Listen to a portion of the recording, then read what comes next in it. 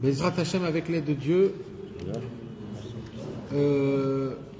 Imirtse Hashem, on va étudier la Sira du Sichot Haran numéro 302. Bezrat Hashem. Comme la providence divine, ce qu'on va parler touche énormément la paracha de la semaine, paracha de Beshalach. Donc on va parler aussi de la paracha de la semaine, on va mentionner un Likuta Alachot qui touche notre Sira du Sichot Haran, et en plus de cela, on va aussi étudier une petite lettre de Rabbi Nathan qu'il a écrit à son fils Rabbi Yitzhak, car cette lettre, elle est directe avec cette Sira du Sichot Haran. Cette Sira du Sichot Haran, elle fait 2 lignes. 2 lignes. Et vous savez que plus ils sont petites, plus ils sont chargés. Et ils sont costauds. Ce qu'on va étudier, c'est une parole que Rabbeinu il a dit. Une parole. Mais c'est une parole qui peut nous tenir toute une vie. Qui peut nous donner de la force, de l'envie, de l'espoir. C'est une parole que on voit que Rabbi Nachman, il avait les yeux les plus sophistiqués par rapport à tous les tzadikim de son époque, de pouvoir voir au futur. Vous savez, il y avait des très grands tzadikim il y a 2, 3, 4 générations à l'époque, qui n'étaient pas Breslev, qui venaient des autres Hassidouyot en Hongrie, et qu'après la Shoah, ils sont partis habiter en Amérique, tout au début, je vous parle tout au début, mamash. Et c'était des tzadikim, des chassidim qui n'avaient pas de lien avec le Baal Shem Tov, avec le Rabbi Nachman. Et on pourrait dire même qu'ils n'étaient pas super pour Breslev, Rabbi Nachman. Mais toujours, ils disaient devant tout le monde, et à chaque fois qu'on leur parlait de Rabbeinu, ils disaient: il y a une chose que je peux dire au nom de Rabbi Nachman, même que notre arbre géologique ne va pas dans ce chemin-là. Mais il y a une chose qu'on pourrait dire, et ça tout le monde peut le dire, même les gens qui ne sont pas les élèves de Rabbeinu, ou alors qui sont attachés à Rabbeinu, c'est quoi? C'est les yeux de Rabbeinu. Rabbeinu, ça c'est quelqu'un qui n'était pas Breslev, c'était des tzadikim qui étaient à l'époque très très connus, très connus. Ils ont dit le seul au monde parmi tous les tzadikim qui ont vu réellement comment ça va se passer la fin des temps avant que le Mashiach viendra. Il n'y a que Rabbi Nachman de Breslev qui a su descendre, connaître et voir, et qu'il a pu mettre le doigt sur la Emouna, qu'à la fin des temps, ça sera très dur d'avoir la foi, ça sera très dur de s'attacher à Hachem, ça sera très dur de tenir le chemin, la volonté, ça sera un travail, et il a dit Rabbi Nachman, comme de grimper dans un mur de srouchit, un mur de verre, il n'a pas voilà, et bien Rabbeinu il dit de se renforcer dans la Emouna à la fin des temps, ça sera dur comme grimper sur un mur de verre. C'est pour cela que Rabbi Nachman il a dit: moi je parle de Emouna, mais tout le monde parle de Emouna, mais moi je dis que la Emouna. Et quand on parle de Emouna aux autres, alors c'est quoi la Emouna? C'est de croire dans Hachem. Alors quand on parle de quelqu'un, tu sais, il faut croire en Hachem. Alors tout de suite la personne dit mais moi je crois en Hachem. Ça veut dire tout le monde dit moi je crois en Hachem. Ça veut dire ça veut dire quoi de croire en Hachem? Quand on voit dans les livres, apparemment tu dis mais je comprends pas, il parle de quoi quand tu dis il faut avoir la Emouna, il faut avoir la Emouna. Mais la Emouna, on croit en Hachem. Il dit Rabbeinu, les gens se moquent quand on dit il faut avoir la Emouna, il faut croire en Hachem. Ils se moquent. Pourquoi ils se moquent? Parce que pour eux, c'est quelque chose de normal, de simple, c'est normal qu'il faut croire en Hachem. Mais Behemet, il dit Rabbeinu, l'homme il est testé, il est mis au feu, il est mis à l'épreuve, il est dans la journée des centaines de fois dans la Emouna, des centaines de fois dans est-ce qu'il va réfléchir, penser, visionner d'après ce qu'on a, la Torah nous enseigne, ce que les tzadikim nous enseignent, ou alors je vais fonctionner comme le monde il fonctionne. Et il faut savoir une chose, mes amis, quand on flanche et qu'on choisit pas le chemin d'Hachem, on se met pas totalement à Hachem et qu'on choisit des fois des autres solutions pour X et Y raisons, ça influence, ça t'influence toi, ça t'enlève un petit peu de ta émouna, tu sens que si c'est toi qui bouges pas, alors il n'y a rien qui va bouger, tu crois que tout c'est dans tes mains. Et mes amis, on perd Hachem dans nos mains, on perd Hachem. Hachem, il se faufile entre nos mains, on n'arrive pas à l'attraper. Et c'est dur quand on n'a pas Hachem, c'est encore plus dur, parce que nous on croit que c'est plus facile sans la émouna, mais sans la émouna c'est encore plus dur, sans la émouna c'est encore plus dur. Et c'est pour ça que Rabbeinu, il a beaucoup parlé, et tous les tzadikim de la génération d'avant, etc., même eux, ils ont donné cette approbation que Rabbeinu, on n'a pas besoin d'eux, bien sûr, mais c'est Stam, je dis Stam, que même eux, ils ont vu que la façon de comment Rabbi Nachman, il nous parle de la Emouna, de la croyance d'Hachem, comment croire en Hachem, croire dans les paroles des tzadikim, se remettre à Kadosh Baruch Hu de manière totale, de manière de 100%, de dépendre de lui, de prier, d'attendre, d'espérer, de croire que en lui, de ne jamais se mettre sur une personne ou sur un mot que quelqu'un t'a dit, ou alors une promesse, ou alors quand on te dit c'est comme ça chez tout le monde, ça va être comme ça chez moi, etc. Des choses qui sont dans notre tête, et on veut ressembler toujours à droite et à gauche, et quand on fait comme les autres, ça sort pas comme les autres, et on croit que tout ça, mes amis, c'est la hanaga de ce monde-ci. La hanaga de ce monde-ci, c'est la hanaga du Yetzer Hara. Le Yetzer Hara, il veut t'enlever, Hachem, de ton champ de vision. Voilà. Hachem, le Yetzer Hara, il veut t'enlever, Hachem, de ton champ de vision. Et nous, c'est Shiviti Hachem, les Negditamid. Ça veut dire quoi, Shiviti Hachem, les Negditamid? Dans notre champ de vision, on doit voir que Hachem. C'est pas un mot, c'est pas un sticker qu'on met dans une synagogue ou alors devant la tfila, Shiviti Hachem et Negditamid. Ou alors on l'écrit dans le Sidour, c'est de la réalité. Shiviti Hachem et Negditamid, c'est de la réalité. C'est de la réalité, c'est pas... On peut voir dans le prophète Jérémie. Vous savez, mes amis, on vit des situations dans notre vie, on vit des situations compliquées. Chacun dans son personnel, dans le privé, il a chacun ses propres problèmes avec la femme, avec les enfants, avec le travail, avec l'argent, avec le banquier, etc. Et on a aussi des problèmes généraux. On est tous dans une guerre, ou alors on a des problèmes qui sont complètement généraux. Et on fait quoi alors? Comment on fait pour s'en sortir? Comment on peut essayer de faire de manière que... C'est quoi tout ça? D'où ça vient? Comment ça fonctionne? Qu'est-ce qui fait? Comment on peut se tenir? Comment on peut essayer d'avancer, combien même avec mes difficultés, avec mes empêchements, avec mes freins? Comment je peux avancer? Comment je peux garder ma tête froide? C'est ça là. Comment je peux garder la tête froide? Eh ben, ça, mes amis, c'est ça la Emouna. C'est ça la Emouna que Rabbeinu nous parle. La Emouna, c'est que quoi qu'il arrive, quoi qu'il se passe, de pouvoir tenir, de garder le nord, de pouvoir savoir c'est quoi le chemin que je dois mener dans ma vie. Et il dit Rabbeinu, ça c'est un travail de toute une vie, c'est un travail, tu dois parler, tu dois demander, tu dois te casser la tête, tu dois tomber, trébucher des centaines de fois, tu vas tomber, il dit Rabbeinu, c'est pas grave, c'est comme ça qu'on apprend à marcher. Comment on apprend à marcher? On doit s'éclater.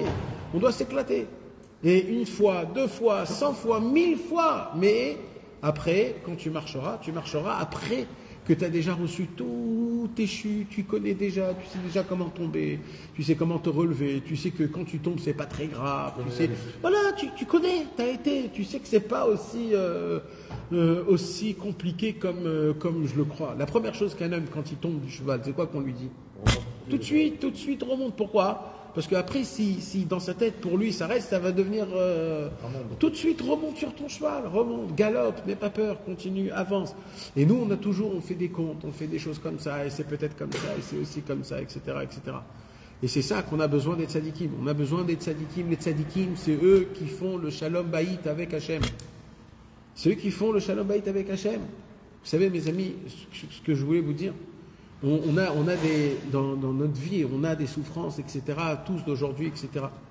Vous savez, mes amis, que nos prophètes, à nous, ils ont parlé de tous nos problèmes qu'on a. Actuels? Oui, actuels. Nos problèmes, et je parle surtout général. Nos prophètes ont déjà parlé de cela. On a un livre en entier. On a les Nevi'im, tous les Nevi'im. C'est quoi les Nevi'im? C'est quoi les prophètes? C'est pas juste des histoires qu'on raconte là-bas. Là-bas, la moitié, c'est des histoires, mais l'autre moitié, ce sont toutes les prophéties qu'on a eues de nos prophètes pour le futur. Vous savez, mes amis, qu'il y avait à l'époque il y avait 1 200 000 prophètes. Il y avait 1 200 000 prophètes. La Gemara dans Masechet Megillah, elle raconte. Alors, c'est énorme. Où ils sont alors ces 1 200 000 Alors la Gemara, elle dit, c'était des prophètes qui prophétisaient pour leur époque. Les prophètes que nous, on a aujourd'hui dans la Bible, ce sont les prophétisations, ce sont les prophètes qui ont prophété ce qui nous touche à nous, pour le futur. C'est que ceux-là qui ont été écrits. Et il faut savoir une chose, mes amis, toutes les situations, ils ont été prophétisés. Toutes les situations. Vous pouvez ouvrir les livres. Tu parles au niveau. Non, au niveau général, on va dire. On va dire, même le niveau pratique, tu peux les étudier et les comprendre. Mais moi, je te parle même au niveau général. Le peuple va traverser du Mamash, ça veut dire, tu peux voir Mamash, comment dans le livre Jérémie, si tu ouvres par exemple le paragraphe numéro 31. Faites-le chez vous à la maison. Ouvrez paragraphe 31, prophète Jérémie. Vous allez voir un petit peu comment tout ce qu'on vit, nous, c'est Mamash écrit là-bas. Il parle du nord, il parle du sud, il parle de Gaza, il parle de Ashdod, il parle de Lébanon, il parle de Syrie. Je te parle de ça il y a 3000 ans. Il y a 3000 ans de ça. Ça veut dire maintenant il ne faut pas ouvrir les yeux comme si c'est la première fois qu'on entend ça. C'est normal. C'est la prophétie. Le problème, c'est qu'on n'ouvre pas les livres, on ne sait pas ce qu'il y a écrit. Et là-bas, le prophète Jérémie, il rapporte la parole de Dieu. Que la parole de Dieu, il dit, mes enfants, faites teshuva. Je vous en supplie, faites teshuva, parce que si vous n'allez pas faire teshuva, je vais frapper là, je vais frapper ici, je vais aller encore là, je vais aller encore là, et je vais agrandir. Je vous en supplie, faites teshuva. Et le peuple juif ne voulait pas faire teshuva. Pourquoi il ne voulait pas faire teshuva, le peuple juif? Ils n'étaient pas des imbéciles comme nous aujourd'hui. C'était pas parce que c'est dur, j'ai pas grandi dedans. C'était pas du tout ce genre de réponse. Non, il croyait à fond dans Hachem, il croyait à fond dans... Ah, Nachon, parce qu'en vérité, les Béné Israël, ils se disaient, c'est pas possible qu'Akadosh Baruch Hu pourra nous faire des choses comme ça. Et tu veux savoir la vérité, David? Hachem ne pensait pas faire toutes ces choses-là. Il ne pensait pas. La Gemara, elle dit, c'est comme un machal, un exemple. La Gemara, elle dit, c'est un papa. Un papa, il voit que son fils, il fait quelque chose de pas bien. Alors, pour que le fils, il arrête, il lui dit, tu fais très attention, parce que si tu vas faire ça encore une fois, je vais te pendre. Mais non, le papa, jamais il va pendre son fils. Mais c'est juste pour le faire peur. Mais maintenant, il y a un problème, c'est quoi? C'est que le fils, il va aller, il va faire. Et quand il va faire, là, le papa, il est dans un problème. Le peuple juif, malheureusement, a continué dans ses fautes, et au moment où il a continué dans ses fautes, Akadosh Baruch Hu, il s'est retrouvé en train de dire, il faut que j'applique tout ce que j'ai dit. Et c'est là où la destruction du temple est venue, le sang qui a été coulé, tous les malheurs les plus grands au monde qui se sont arrivés à la première destruction, à la deuxième destruction. Ce que nous, on souffre dans notre exil actuel, ça fait déjà 2000 ans qu'on est expulsé, on est mélangé dans tous les pays, dans tous les endroits, on est perdu, on a perdu notre culture, on ne sait même pas ce que c'est le judaïsme, et chacun y parle, et chacun y croit, et chacun c'est un micro, et chacun il peut dire ce qu'il veut, et on croit que c'est ça, juif. On est très loin du compte, et c'est pas du tout ça. Il y a des tzadikim, mais ils sont très peu, mes amis. Il y a des tzadikim, mais ils sont très peu. Comme Rabbi Nachman, il a dit, Rabbi Nachman, c'est une phrase, c'est écrit dans Korveor. Rabbi Nachman, il a dit, il faut savoir une chose, la vérité dans le monde, elle est minime. Voilà. Elle est minime. Non, on parle dans la vérité. Ça veut dire, tu veux connaître des gens vrais, sache, c'est minime. Parce que toi, dans ta tête, tu peux te dire, normalement, ce qui est reconnu du monde, c'est ça qui est vrai. On va d'après la majorité du monde. Si la majorité du monde y croit dans quelque chose, apparemment, c'est ça qui est vrai. Rabbeinu, il dit, je vous dis un autre klal. Rabbeinu, il dit, non, le émet, il est minime. Les gens émettent, ils sont minimes. Ils sont un petit peu, comme ça on dit minime. Ouais. Ils sont tout petit peu. Rabbi Israël, il a dit, si vous voulez savoir combien de Chassidé Breslev il y a dans le monde, il a fait comme ça avec ses mains, peut-être... ça se compte sur ta main, genre? Ça se compte sur de la main. Ça veut dire, imagine-toi de quoi on parle, et ça c'était à son époque à lui. Et ça veut dire quoi? Ça veut dire qu'on est perdu total? Pas du tout. On a le tzaddik à émettre, et notre travail à nous, c'est de s'attacher, de s'annuler, de travailler, de faire de ça toute ma vie, d'être autour, de regarder, d'apprendre, de parler, de danser, de chanter. Tous les conseils que Rabbeinu il a fait, on a le devoir d'aller, d'écouter la voix du tzaddik de la génération. Comme à l'époque, Irmiaou, il criait et les gens ne le croyaient pas. Aujourd'hui aussi, les tzadikim, ils nous appellent, ils crient et on n'arrive pas à les croire. qu'est-ce qu'on dit? On dit, t'inquiète, Hachem il est gentil, ça va, il va pas nous, c'est pas possible, on est une terre, on va pas quand même crever, on va pas nous reprendre quand même la terre d'Israël, ça y est, c'est à nous la terre d'Israël, c'est à nous, c'est un pays, on a quand même une guerre. Mais Akadosh Baruch Hu, il dit, je vais tout prendre, je vais tout écraser, je vais tout enlever. Maintenant, jamais nous dans la tête on dit, ça peut pas être, mais c'est ce qui se disait à l'époque. Le prophète Jérémie à l'époque, quand il disait ça au peuple juif, le peuple juif il dit, c'est pas possible qu'Akadosh Baruch Hu, il va détruire le premier temple, c'est pas possible, c'est sa maison, c'est pas possible. Mais on voit qu'Akadosh Baruch Hu, il l'a fait. Pourquoi il l'a fait? Parce que on prend les paroles, on prend les paroles de manière. Dans les Haftarot, il y avait des Lévi. Il y a bien sûr, toutes les Haftarot. Il y a pas longtemps, il y a une Haftara comme ça. Il y en a plein, Nahon. Vraiment, ça faisait peur.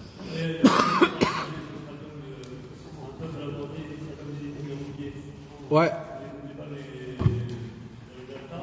Il y a une Haftara, bien sûr, plein d'Haftarot qui sont, plein d'Haftarot. Et le prophète Jérémie.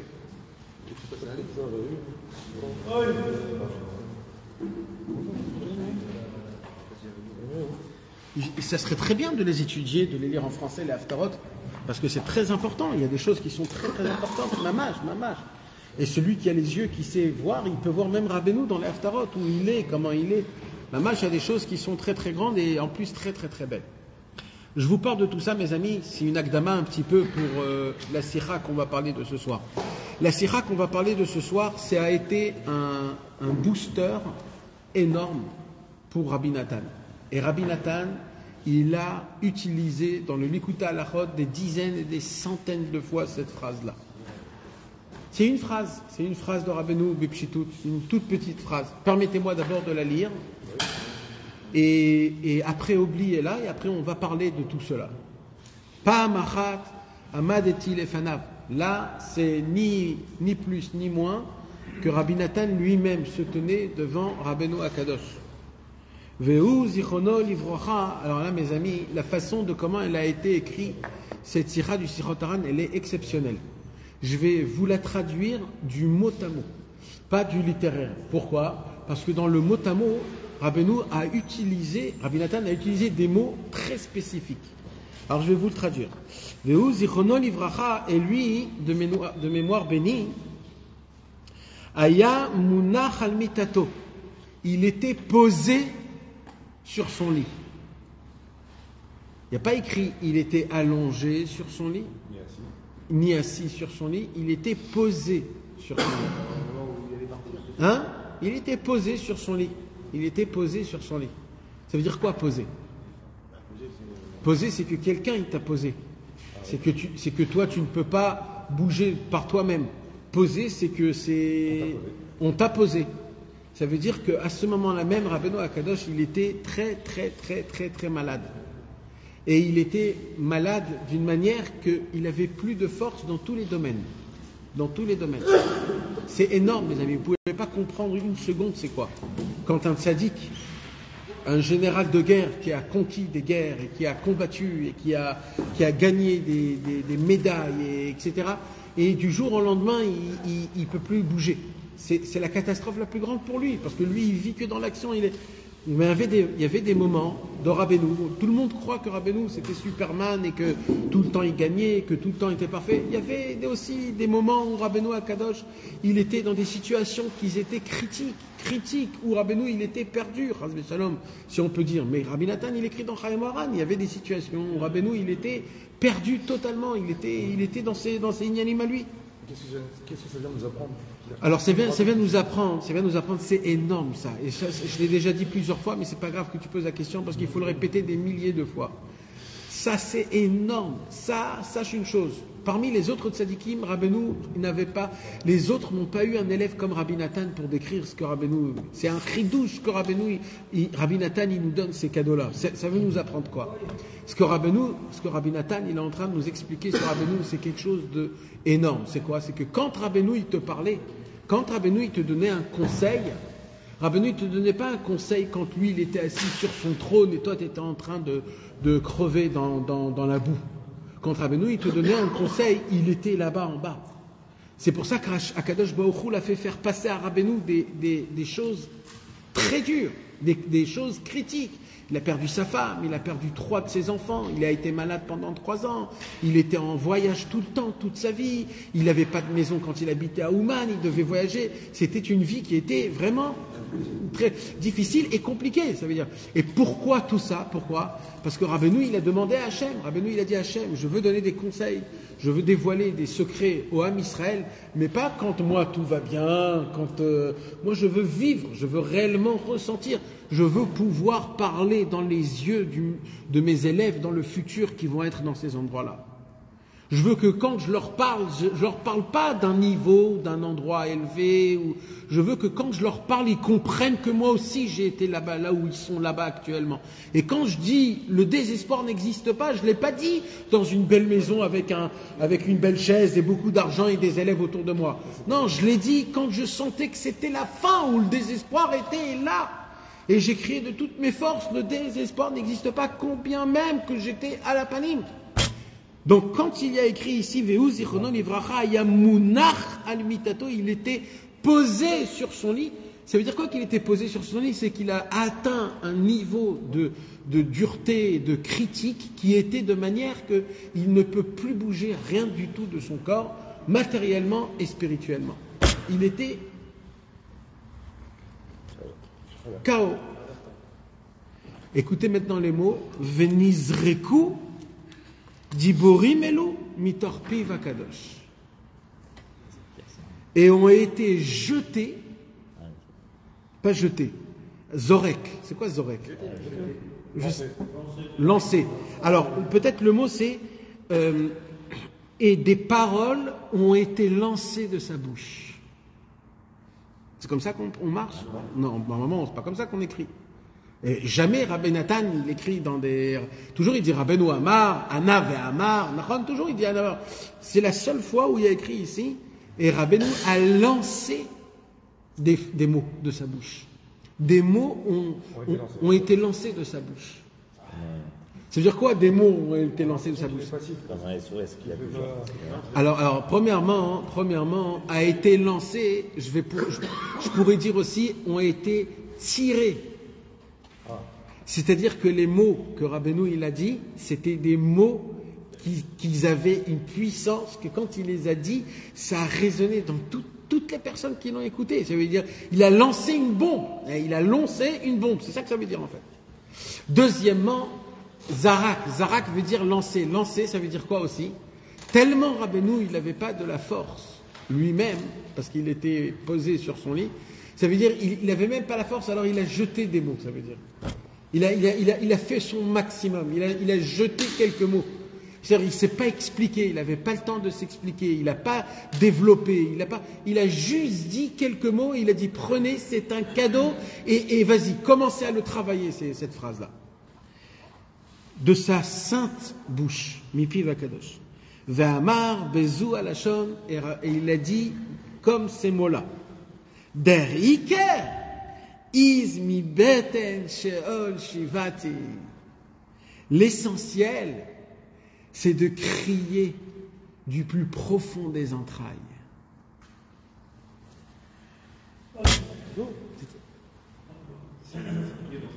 Der Iker, Iz mi beten sheol shivati. L'essentiel, c'est de crier, de hurler du fond des entrailles.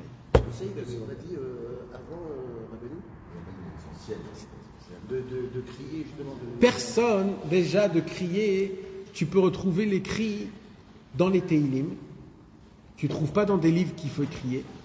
Tu peux retrouver le cri dans un petit peu les livres du Baal Shem Tov, mais tu ne retrouves pas le cri nulle part. Non, je parle d'une sira qu'on avait fait il y a Ouais. Il y avait pas un... Si, Rabbeinu, plein de fois, il a écrit. Mais là, une phrase comme celle-là, de cette manière, de cette constance, jamais ça a été dit, jamais.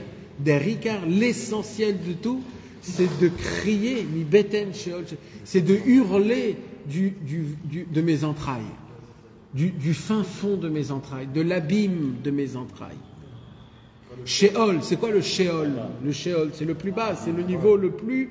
Vous savez que dans le Gan Eden, il y a 7 étages dans le haut, et dans le Guéhinom, il y a 7 étages de sous-sol.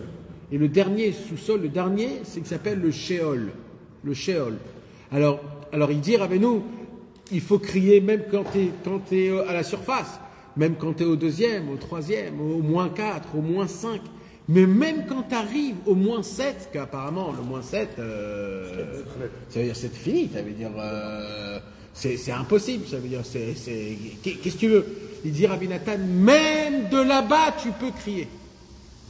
Même de là-bas tu peux crier, même des entrailles du Sheol tu peux crier. Ça veut dire quoi que tu peux crier? Hein?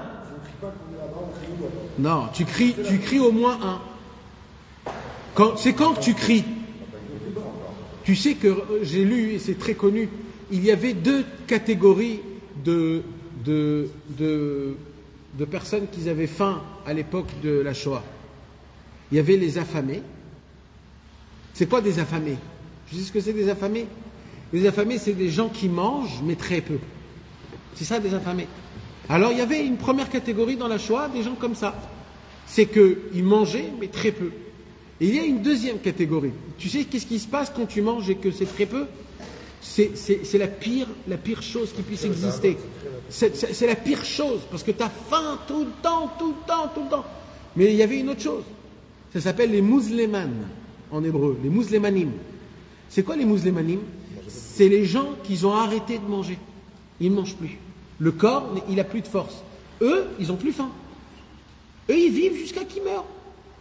Quand tu atteins un niveau de bas aussi bas, il n'y a plus aucune sensation à rien. Un homme, un monsieur, qui a l'habitude de faire toutes les fautes, il ne sent plus rien après. Pour lui, c'est plus une faute ce qu'il fait. Même si c'est du poison qu'il mange. Il s'habitue à ça. Il y a des moments où tu ressens plus. Plus tu descends en bas, plus tu ne sens plus rien. En fait, c'est quoi de descendre dans le Sheol? C'est que tu n'as plus aucun sentiment d'éloignement d'Hachem. Tu sens que...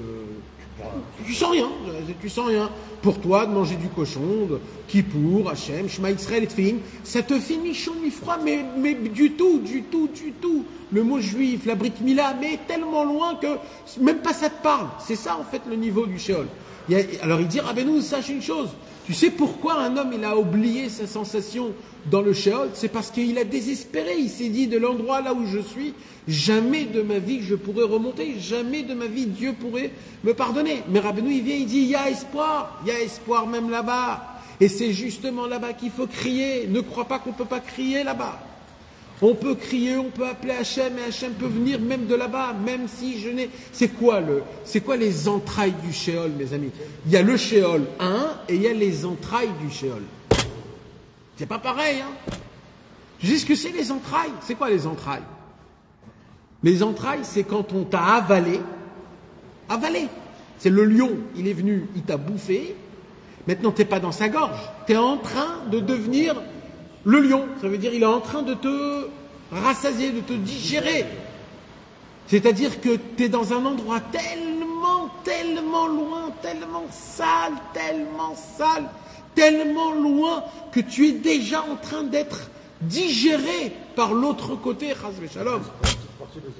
Tu commences à devenir une partie de ça, mes amis. C'est des niveaux dans la lointeté, c'est sale, c'est puant, c'est dégoûtant, c'est horrible, c'est les tavotes, c'est le néant d'Hachem, c'est toutes ces choses-là. On peut arriver à des niveaux, mes amis, que des fois tu te dis c'est pas possible qu'Akadosh Baruch Hu, il peut m'écouter, il peut m'entendre, alors que je lui demande pardon et qu'il me pardonne, ou alors que je lui demande une grande bakacha, jamais il va m'écouter, jamais il va me faire. Rabbeinu, il vient et il dit sache une chose, des entrailles du Sheol, même de là-bas, tu peux remonter, Dieu il t'écoute, et ta prière elle est entendue, elle est appréciée, elle vaut des tonnes et des tonnes et des tonnes. Il dit Rabbi Nathan, la raison pour laquelle il y a des Juifs aujourd'hui qui ne se rapprochent pas d'Hachem, ou alors qui sont attachés à Hachem, mais ils restent dans leur niveau, ils n'évoluent pas. C'est quoi la raison? C'est quoi la raison, mes amis? Pourquoi on reste toujours les mêmes personnes? Pourquoi on n'évolue pas? Il dit Rabbi Nathan, ne croyez pas que c'est parce qu'ils n'arrivent pas. Il dit Rabbi Nathan, c'est parce qu'ils ne croient pas qu'ils peuvent. C'est parce qu'ils ont fait Yehush sur ça. Et comme ils ne croient pas qu'ils peuvent avancer, alors dans leur tête, ils se sont arrêtés et pour eux, ils ne cherchent même plus à avancer. Ils disent, Rabbeinu, ça s'appelle d'être un ancien, c'est un vieux, c'est de ce vieux-là que je ne supporte pas, c'est quelqu'un qui croit qu'il a trouvé, ça y est, c'est ma cadre, c'est mon cadre, je rentre dedans, je suis très bien là où je suis. Non, mes amis, on est venu dans ce monde-ci pour dévoiler Hachem dans le monde, pour découvrir Hachem dans le monde, pour servir Hachem, pour glorifier Akadosh Baruch Hu, pour l'appeler et le résider dans ce monde, lui dire c'est toi le roi, et c'est toi je t'écoute, et quand j'ai besoin de quelque chose, c'est toi, et toutes les styrotes, comme on dit les styrotes, toutes les contradictions que je vais découvrir dans le monde qui vont te contredire, je vais me battre à toujours avoir la foi en toi encore et encore. Mais là, il y a un secret encore plus fort. C'est ça, moi, quand la vérité est minime, il va se battre pour trouver la vérité, c'est Hachem le vrai, devant toute une... Ton travail à toi, c'est pas devant les gens qui ne croient pas. Ton travail à toi, c'est devant Hachem. Toi, tu ne dois pas te tracasser s'il va savoir ou s'il ne sait pas. Toi, tu fais ce que Dieu il t'a dit et Hachem il fera le reste. En fait, c'est le signe. Toujours dans la Fatsa, on nous apprenait, Amram Hurwitz, Zichrono Livracha, il nous disait, vous savez, un livre, quand vous donnez un livre à quelqu'un, parce qu'on lui a posé la question, on lui a dit, mais quoi, si on frappe chez quelqu'un à Tel Aviv, et tu sais très bien qu'il va jeter ce livre, tu sais très bien, pourquoi tu lui donnes? Pourquoi on va lui donner? Peut-être on ne lui donne pas. Alors il dit non, tu dois donner à tout le monde. Pourquoi? Il dit parce que le livre, il y a un temps, il y a un moment. C'est comme une graine, tu la plantes. Tu ne sais pas comment ça va se passer. C'est peut-être son petit-fils, c'est peut-être sa cousine, c'est peut-être sa copine qui va venir habiter chez lui et qu'elle va voir ce livre. Tu ne sais pas, mais il y a quelque chose qui se passe. Toi, fais pas les comptes.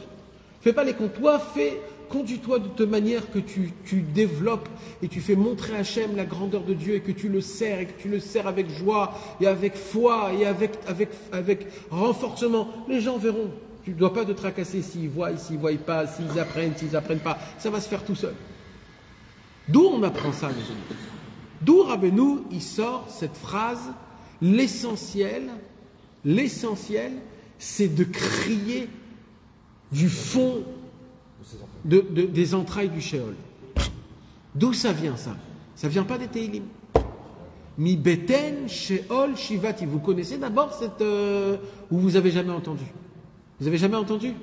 On le dit, mes amis, à Yom Kippour, dans Moussaf de Yom Kippour. Et on le lit dans la Torah, la Haftara de Yom Kippour. C'est quoi? C'est dans Maftir Yona. C'est Maftir Yona. C'est Yona, le prophète Jonas. Vous savez, mes amis, que Yona, on dit sur lui des choses très très grandes. Il y a écrit, le Hari HaKadosh, il dit dans Shar HaGilgulim que Yona Hanavi, il était prêt à être le Mashiach Tzidkenu. Comme ça, c'est écrit. Il était prêt à être le Mashiach. On lui a donné à lui le travail du Mashiach. Le premier dans l'histoire, le premier qui était prêt à être le Mashiach, c'était Yona. Yona, le premier. Qu'est-ce qu'il a fait, Hachem? Il lui a dit à Yona, va dans la grande ville de Ninvé et dis-leur de faire teshuva parce que sinon, je vais abattre la ville. C'était une ville qui était énorme, remplie d'habitants, des milliers d'habitants. Qu'est-ce qu'il a fait, Yona, mes amis? Il est parti à Ninvé, Non, qu'est-ce qu'il a fait? Il a fui Hachem. Pourquoi il a fui Hachem? Yona, un prophète, le Mashiach. Comment il s'est sauvé de Dieu? Comment il a cru qu'il peut se cacher d'Hachem? Alors il y a écrit qu'il est parti dans la forêt, il s'est endormi. Et quand il s'est endormi sous un nid d'abeilles. Et le nid d'abeilles, petit à petit, il s'est effrité. Et le soleil, le matin, a frappé sur la tête de Yona. Quand il s'est réveillé, il était presque en train de mourir. Il y a eu un coup de soleil. Hein. Alors il a compris que c'est Akadosh Baruch Hu qui lui fait montrer ça pour aller à Ninvé, va Ninvé. Mais Yona Navi, il n'a pas écouté. Comment il n'écoute pas? Après, qu'est-ce qu'il a fait, Yona Navi? Il s'est enfui dans la mer. Il a dit peut-être dans la mer, on ne va pas m'attraper. Et là, il s'est passé quoi, mes amis? Là, la mer, elle a commencé à s'agiter. Elle a commencé à s'agiter, elle a commencé à se battre, elle a commencé. Et là, il y a écrit que le capitaine du bateau, il a demandé à tous les gens du bateau de prier chacun son Dieu. Que Dieu, il nous sauve. Il y a écrit que tous, ils ont commencé à prier. Sauf qui? Yona, encore une fois. Mais ça veut dire quoi, ça? Et là, le capitaine, il voit Yona, Navi, il ne prie pas. Il lui dit, dis-moi, comment tu pries pas? Tout le monde doit prier, on est en train de mourir. Il a dit, capitaine, je te demande pardon, mais je sais que tout ce qui se passe là, c'est à cause de moi. Il a dit, quoi? Il a dit, ouais. Il a dit, pourquoi? Il a dit, parce que je suis en train de me cacher d'Hachem. Il a dit, quoi? Tu te caches du Dieu des Juifs. Le Dieu des Juifs, c'est le Dieu des miracles. Et c'est de lui que tu caches. Ah là là là là là là. Alors Yona, il a dit, bon, je vois que je n'ai plus nulle part où aller, jetez-moi à la mer. Et là, le capitaine a pris Yona un avis et il a jeté à la mer. Il a jeté à la mer. Il ne veut pas, lui, avoir de problème avec le Dieu d'Israël. Jusqu'à le Dieu d'Israël. Surtout dans la mer, parce que Pharaon, il est mort à la mer, et la mer, elle s'est ouverte. Donc, avec la mer, moi, je ne veux pas avoir de problème avec les Juifs. Et là, mes amis, la Torah nous raconte un secret énorme, phénoménal, jamais entendu dans la vie, sauf dans les bandes dessinées de Tintin et Milou. Yona Hanavi, on le met dans la mer, et là, un grand poisson, une baleine énorme, un léviathan va l'avaler, mes amis. Et le pire de cela, c'est qu'il va tenir. Il va tenir. Rachi nous dit, il était 3 jours dans le ventre d'une baleine mâle. Et Akadosh Baruch Hu lui a donné la vie, la respiration, il n'a ni mangé, ni bu, mais il était dans la baleine. Et vous savez quoi, il dit Rachi? Il dit Rachi, et Yona Hanavi n'a pas prié. Tu sais qu'est-ce qu'il a fait Hachem? Hachem, il a amené la femelle du poisson, du Léviathan. Il a amené la femelle et le mâle a rejeté Yona Hanavi de sa bouche et il est rentré dans la femelle. Et quand il est rentré dans la femelle, là c'était compliqué pour Yona Hanavi. Pourquoi? Parce que là, elle avait tous les œufs en elle. Donc il n'avait pas de place là où il était, et là il était dans la catastrophe. Et là-bas il a dit Mi beten sheol shavati. C'est de là-bas qu'il a dit Hachem, des entrailles du Sheol je t'appelle. Il était dans les entrailles du poisson. Pourquoi il ne voulait pas prier avant? Pourquoi il a attendu le dernier moment? Mais cette question, il faut se la poser à nous tout le temps. Parce que c'est nous tous, ça, cette histoire, c'est nous. Yona Hanavi, ça lui est arrivé parce que c'est nous, cette histoire. C'est qu'on comprend rien que quand on te met à la masse. En plus, il y a le niveau de Navi, donc c'est qu'il a un vrai niveau. Alors, la Torah nous dit, la Torah, le Nevi'im, ils nous disent que Yona, il a dit, je vais aller à Ninvé, je vais les rendre Bitchouva, et ils vont dire, voilà, il ne s'est rien passé. Et ils vont refaire des fautes. Parce qu'Akadosh Baruch Hu, il a dit, je vais détruire Ninvé. Sauf s'ils font Teshuvah. Alors moi, je vais les rendre Bitchouva. Ninvé, va rien se passer. Ils vont prendre moi pour un menteur. Alors j'y vais pas. Mais ça s'appelle quoi, ça c'est des Choshbonot Shamaim. Ça, c'est des calculs qu'il ne faut pas calculer. Il ne faut pas calculer. C'est les calculs qui nous rendent fous. Est-ce que je vais être gagnant? Est-ce que je vais être perdant? Est-ce que c'est mieux comme ça? Est-ce que de cette manière-là? Il faut arrêter de faire des calculs. Il faut faire ce que Dieu nous dit. Il ne faut pas penser, il ne faut pas réfléchir. Ce qu'il y a écrit, on est là, on le prend.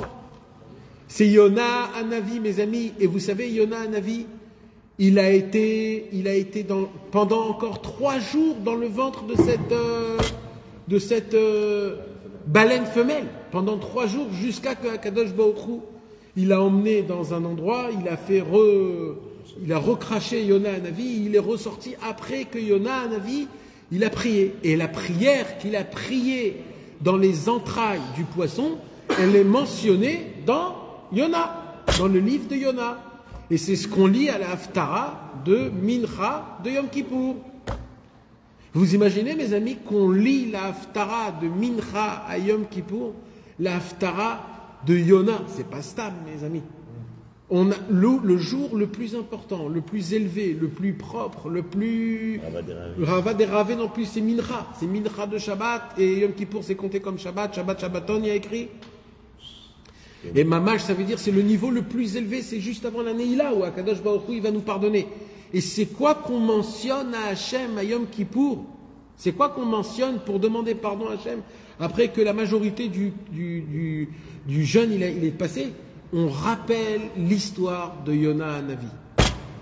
Pourquoi? Parce que l'histoire de Yona Hanavi, c'est ça le conseil à prendre. C'est quoi, mes amis, le conseil à prendre? C'est ici ce qu'il veut dire Rabbeinu. Il dit Rabbeinu, il faut savoir déjà une chose d'abord. Premièrement, il faut savoir que malheureusement, tout ce qui nous arrive, c'est parce qu'on ne prie pas. C'est parce qu'on n'appelle pas Hachem. Parce qu'on veut arranger nos problèmes à nous. Parce qu'on croit qu'on n'est pas apte à être aidé par Hachem. Parce qu'on n'ose pas demander de l'aide personnelle à Hachem. C'est tout le problème, tous nos problèmes qu'on a, c'est ça, mes amis. Et il dit Rabbi Nachman plus que ça. Il dit Rabbi Nachman, et tu ne vas pas comprendre jusqu'à que tu vas souffrir le martyre, jusqu'à que tu n'en pourras plus, comme Yona. Alors il dit Rabbeinu, réveillez-vous les amis, réveillez-vous. Jusqu'à quand on va... Pourquoi il faut arriver dans des situations extrêmes pour parler avec Hachem? Pourquoi? Maintenant, mes amis, je vais vous raconter une petite histoire. La Gemara, elle nous raconte. Un jour, Rabbi Akiva, il était dans la mer, dans un bateau. On est Israël. Il était dans la mer, il voyageait, je ne sais pas, et d'un coup, il voit de loin un homme qui est en train de se noyer. Il voit de loin. Alors, il a eu une très grande pitié, Rabbi Akiva. Alors il a dit au capitaine du bateau, il a dit, tu vois ce que je vois là-bas? Il dit, ouais, je vois, le pauvre, c'est un monsieur, il est en train de se noyer. Alors Rabbi Akiva, il a dit, si je l'ai vu, c'est pas pour rien. Il faut que je prie pour lui. Et Rabbi Akiva, il a commencé à prier pour lui. Hachem, s'il te plaît, sauve-le, sauve cet homme-là. Il ne savait pas c'était qui, il l'a vu de loin. Plus il se rapproche le bateau de la personne, plus il capte qu'en fait c'est son élève. Il sait de qui on parle. C'était qui?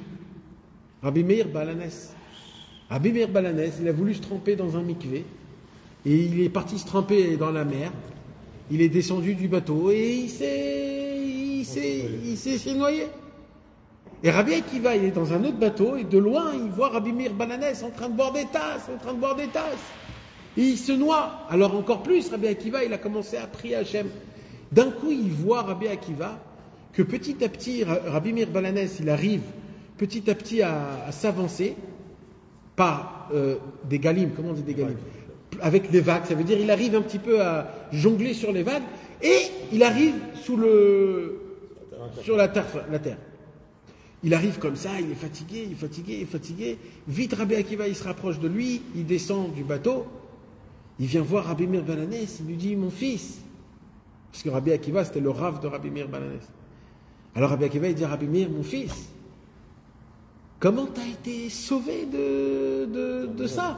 T'étais en plein milieu de la mer, t'étais en train de boire des tasses, c'est quoi ce miracle qui t'est arrivé? Il dit, Rabbi, maître, c'est grâce à vous. Vous nous avez appris. Il a dit, ah bon, je vous ai appris quoi? Tu nous as appris qu'à chaque fois qu'il y a une vague, pour la passer, il faut baisser la tête. En fait, c'est un poème. Pas un poème, c'est une parabole. La Gemara, elle dit dans le Shalom Baït que le Shalom Baït, c'est comme la femme, c'est comme la mer. Des fois, la mer, elle est calme, et des fois, la mer, elle est vagante, elle est agitée.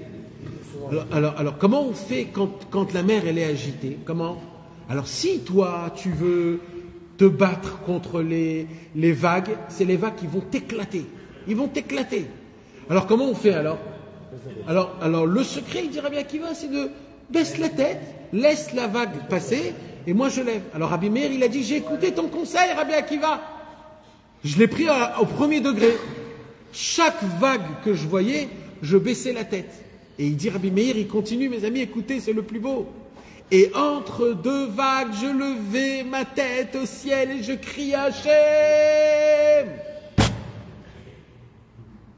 C'est le secret de notre vie, mes amis.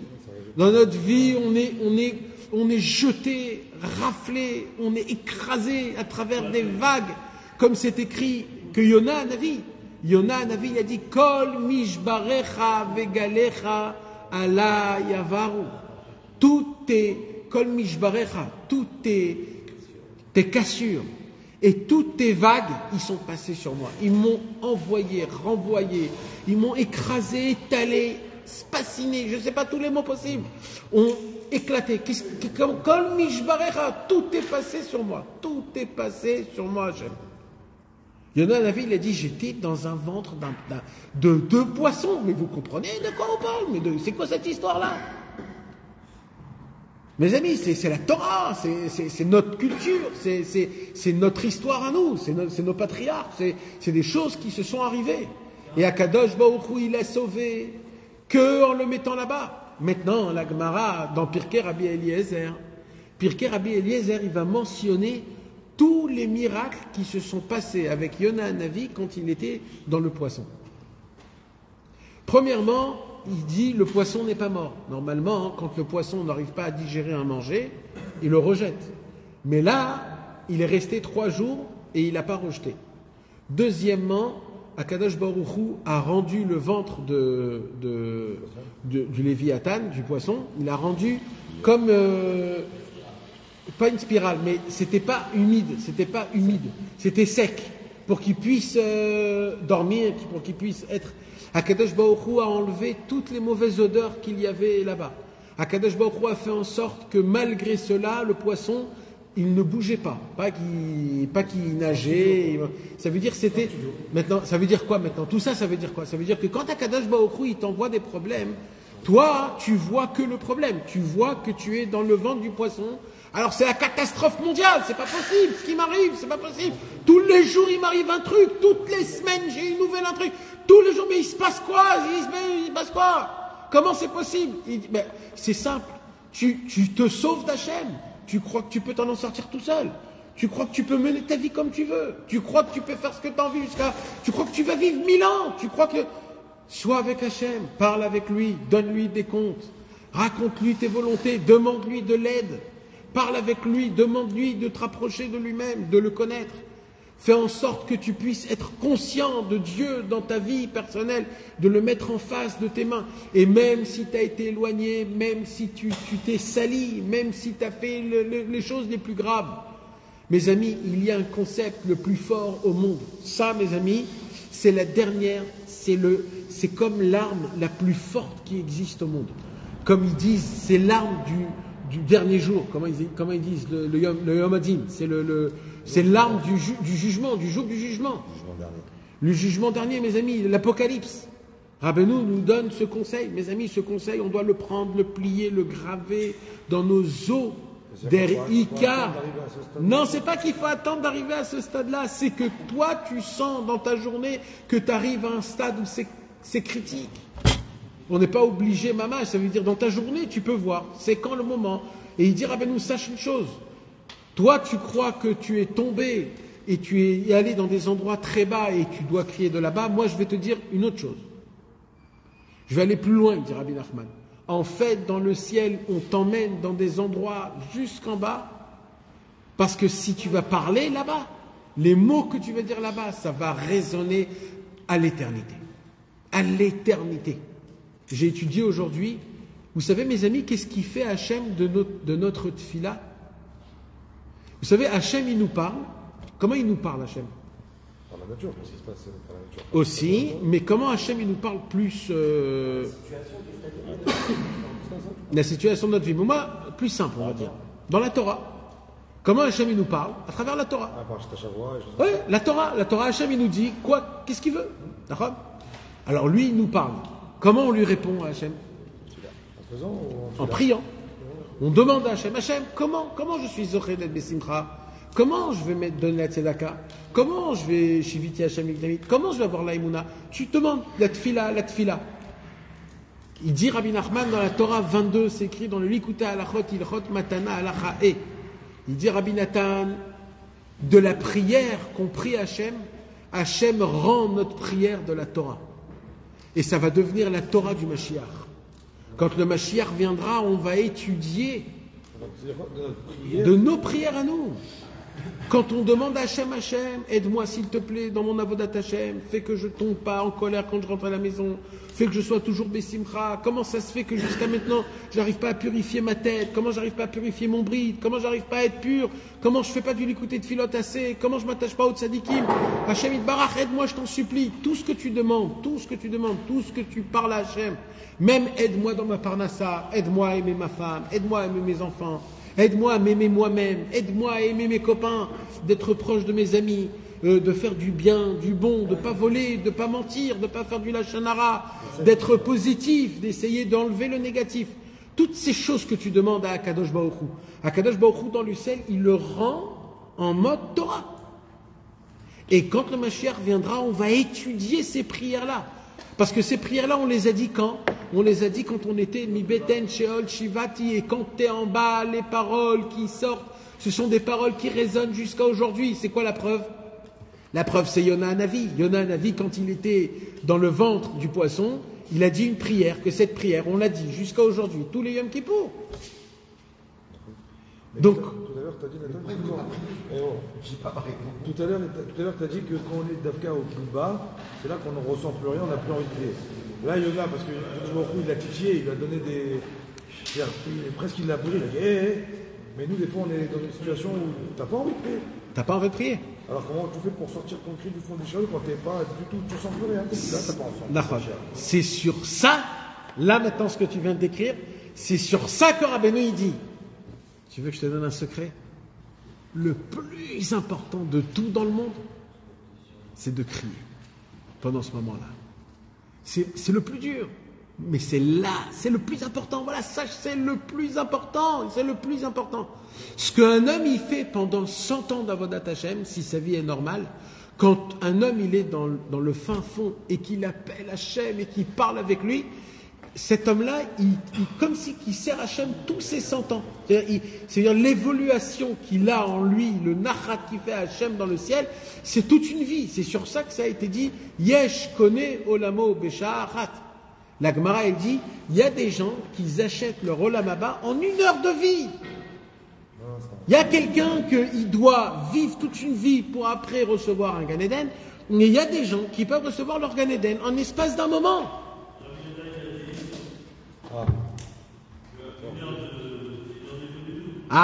Chazak, Yesh kone olamo besha'achat. Comment tu achètes ta vie avec 1 heure d'Hitbodedut? Et les Chassidei Breslev, ils ont rajouté. Sha'a, c'est quoi Sha'a? Rachet Tevot, Shulchan Aruch, Hitbodedut. C'est les deux choses primordiales et importantes, les plus importantes. Celui qui fait Shulchan Aruch, Hitbodedut, connaît Olamo, il achète son monde. Mais le pshat, c'est quoi? C'est 1 heure. 1 heure, c'est quoi? C'est-à-dire, on peut atteindre.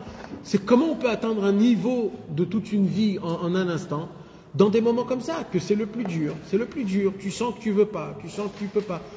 Des fois, tu es assis dans ton canapé et tu sens que tu peux même pas bouger le petit doigt. Même pas le petit doigt. Même si tu veux, tu n'arrives pas. Mais même, il y a des fois, des situations où tu es assis, tu ne peux pas bouger la tête, les doigts, rien. Tu es là comme si tu es paralysé. Voilà. Il n'y a que ton cerveau qui fonctionne et tu dis mais c'est pas possible, la bête que je suis, regarde comment je suis pavané, regarde comment je suis étalé comme un taureau qu'on a égorgé. C'est très dur. Mais à ce moment-là même, il faut juste lever les yeux au ciel. Un jour, Rabbi Nathan, il a mangé un poisson et il a avalé une arête très très grande. L'arête, elle est rentrée dans sa gorge et elle s'est mise en diagonale et elle a percé. Et là, Rabbi Nathan, il a senti qu'il perd son âme. Là, il a senti qu'il va mourir. C'était en plein Shabbat. C'est son fils qui a raconté ça. Il a dit, j'ai vu mon père tout blanc. Je l'ai vu. Qu'est-ce qu'il a fait? Qu'est-ce qu'on fait dans une situation pareille? Tout de suite. tout de suite, tu t'affoles, tu commences. Normalement, tu commences à faire des trucs comme ça. Non, Rabbi Nathan, il a gardé son sang-froid déjà. Rabbi Nathan, son sang-froid, c'était inimaginable. Il ne perdait pas les pédales quand il lui arrivait des choses. Alors d'abord, tout de suite, il a fermé les yeux, il s'est levé, il est allé devant la fenêtre, il a regardé le ciel. Jusqu'à que c'est tombé. C'est parti. On lève les yeux au ciel. Je dépends. Qu'est-ce qu'il a fait là, Rabbi Nathan? Qu'est-ce qu'il a fait? Qu'est-ce qu'il lui a fait Hachem? Il a fait comme il y en a avec la main. Mes amis, si Hachem ne lui aurait pas emmené cette arête dans sa gorge, Rabbi Nathan ne pourrait jamais vivre cette situation de émouna, de stress énorme, en se disant je vais mourir, mais quand bien même je m'attache à Hachem, c'est un cadeau qu'Hachem lui a fait, qu'à travers une situation pareille, il a monté l'échelle, il a atteint son niveau, l'arête elle est tombée. Parce que Béhémet, tu vas quoi? Tu vas faire quoi? Il y a une phrase à dire, la Gemara elle dit.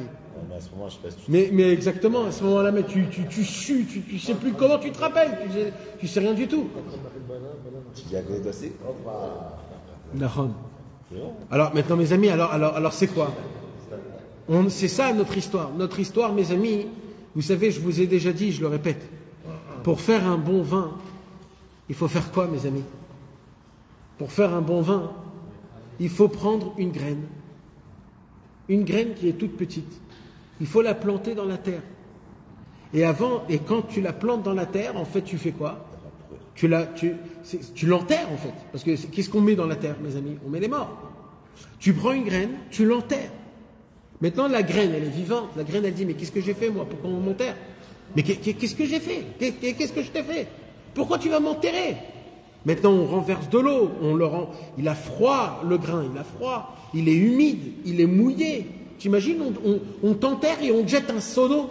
Mais yo, ça y est, je suis mort. Maintenant, ce qui va se passer, c'est que l'eau va faire en sorte qu'il va pourrir le grain. Et tu t'imagines, quand le grain il commence à pourrir, il dit c'est foutu, ma vie, c'est terminé, etc. Maintenant, il se passe quoi? Pendant des années, pendant des temps, il va être arrosé, il va être dans le froid, il va être dans des montagnes, et il va devenir une vigne. Et cette vigne, elle va donner plein de raisins. Et le raisin, mes amis, c'est pas là, c'est pas terminé l'histoire. C'est pas là terminé l'histoire. Le raisin, tu le manges, c'est bon, mais on peut faire plus que ça. On peut kiffer le raisin, mais on peut faire plus que ça. On prend le raisin et on va commencer à l'écraser. Le raisin, il dit, mais attends, j'étais en mode graine. On m'a enterré, j'ai pourri. Je suis resté des années sous terre. J'ai fait sortir un arbre. J'ai eu des dizaines et des dizaines de grains de raisin qui sont pourris. Jusqu'à qu'il y en ait qui s'en est sorti. Maintenant, je suis bien, je suis une grappe, je suis avec mes frères, mes copains, tous ensemble, on m'écrase. Et en plus, on m'écrase avec quoi? Avec les pieds. Pas avec un marteau, pas avec un comment ça s'appelle le martier, là, pas avec ça, le mortier, le pilon. Non, avec les pieds. Et on va. Et tu sais ce qui va se passer? Ça se termine pas là.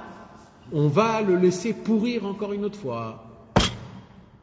On va l'enfermer, on va le mettre dans une prison, dans un tonneau, dans une cave, on va le descendre, il n'aura pas vu ni le soleil, il va pourrir. Et si tu veux un bon vin, tu refais la même chose encore une fois, et encore une fois, et encore une fois, et il va pourrir et repourrir, et pourrir et repourrir. Pourrir, ça veut dire fermenter, il va être fermenté. Mais qu'est-ce qui va se passer après tout ce temps-là? Si le raisin, il se laisse, qu'est-ce qui se passe à ce moment-là même? C'est à ce moment qu'on l'a écrasé, c'est à ce moment qu'il a été fermenté, qu'il a été trempé, qu'il va sortir un super bon vin, un vin éclatant, que les gens ils vont avoir une simcha et qu'ils vont boire, ça va faire un effet sur la personne. Mais jusqu'à que ce vin, il a atteint ce niveau de grandeur, jusqu'à qu'il ait une bracha personnalisée. Le vin, il a une bracha personnalisée. Boré Péria Gafen, pourquoi? Parce qu'il se laisse aller. Parce qu'il se laisse écraser, c'est qu'il se laisse, c'est qu'il fermente et qu'il laisse quand même un goût. Mes amis, les juifs, on est là bientôt à Toubishvat. Il y a une yann de manger des raisins, il y a une yann de manger et de dire ces choses-là. Il y a un lien de manger aussi des olives et de l'huile d'olive. Pourquoi? Parce que l'huile d'olive, il y a écrit, ça ressemble aussi au peuple juif, comme les raisins. De la même façon que l'huile d'olive, elle sort que quand l'huile, elle a été écrasée, et écrasée, même le noyau écrasé, comment on dit, pressé, et attendu, on attend, et ça sort une toute petite goutte, et après encore une autre petite goutte, et la première goutte, elle est amère, il faut la travailler, etc. C'est quoi tout ça? C'est le travail, c'est ça le juif. Le juif, dans sa première matière, il faut qu'il soit maté. Il faut qu'il soit maté. Ça fait 6000 ans qu'on est dans ce monde. Ça fait 3000 ans qu'on est en train de se qualifier, de se purifier, de se mettre, de se former. On est en train de se former à travers les problèmes, à travers la galoute, à travers la Torah, à travers les Shabbats, à travers les tzadikim, à travers la Torah qu'on étudie, le date, la conscience qu'on fait rentrer dans notre cœur et qu'on essaye de servir à Kadosh Baruch Hu à travers la Emouna. On tombe, on trébuche, on se réveille, on se remet sur pied, on retombe, on se remet sur pied et encore et encore et encore. Ça n'arrête pas et ça ne va pas arrêter jusqu'au jour où on va atteindre le niveau où on va lever les yeux au ciel et on va dire Hachem, Hachem, Hachem, aide-nous, sois avec nous, on veut te voir, on veut te servir, on veut que le monde te voie. On faut appeler à Kadosh Baruch Hu, c'est le moment où on est. Rabbi Nachman, il a dit, mes élèves, je voudrais qu'ils sont des élèves, comment on appelle sur le quand on cuit sur l'huile, frit. Il n'a pas dit je veux des élèves cuits ou des élèves enfournés. Il a dit je veux des élèves frits. Tu sais ce que c'est frit? Frit, c'est pas quand tu cuis, c'est à 100 degrés. C'est à 100 degrés que tu cuis. Ça peut aller à 120 degrés, mais ça reste toujours 100 degrés. C'est l'eau. L'eau, elle peut pas aller plus que ça parce qu'après elle s'évapore. Mais l'huile, comme l'huile ne s'évapore pas, alors l'huile, il peut atteindre des degrés énormes. Rabbeinu, il a dit, moi, mes élèves, c'est des élèves frits. Ça veut dire quoi, c'est des élèves frits? Moi, mes amis, il faut savoir une chose, il ne faut pas avoir peur de ce monde-ci.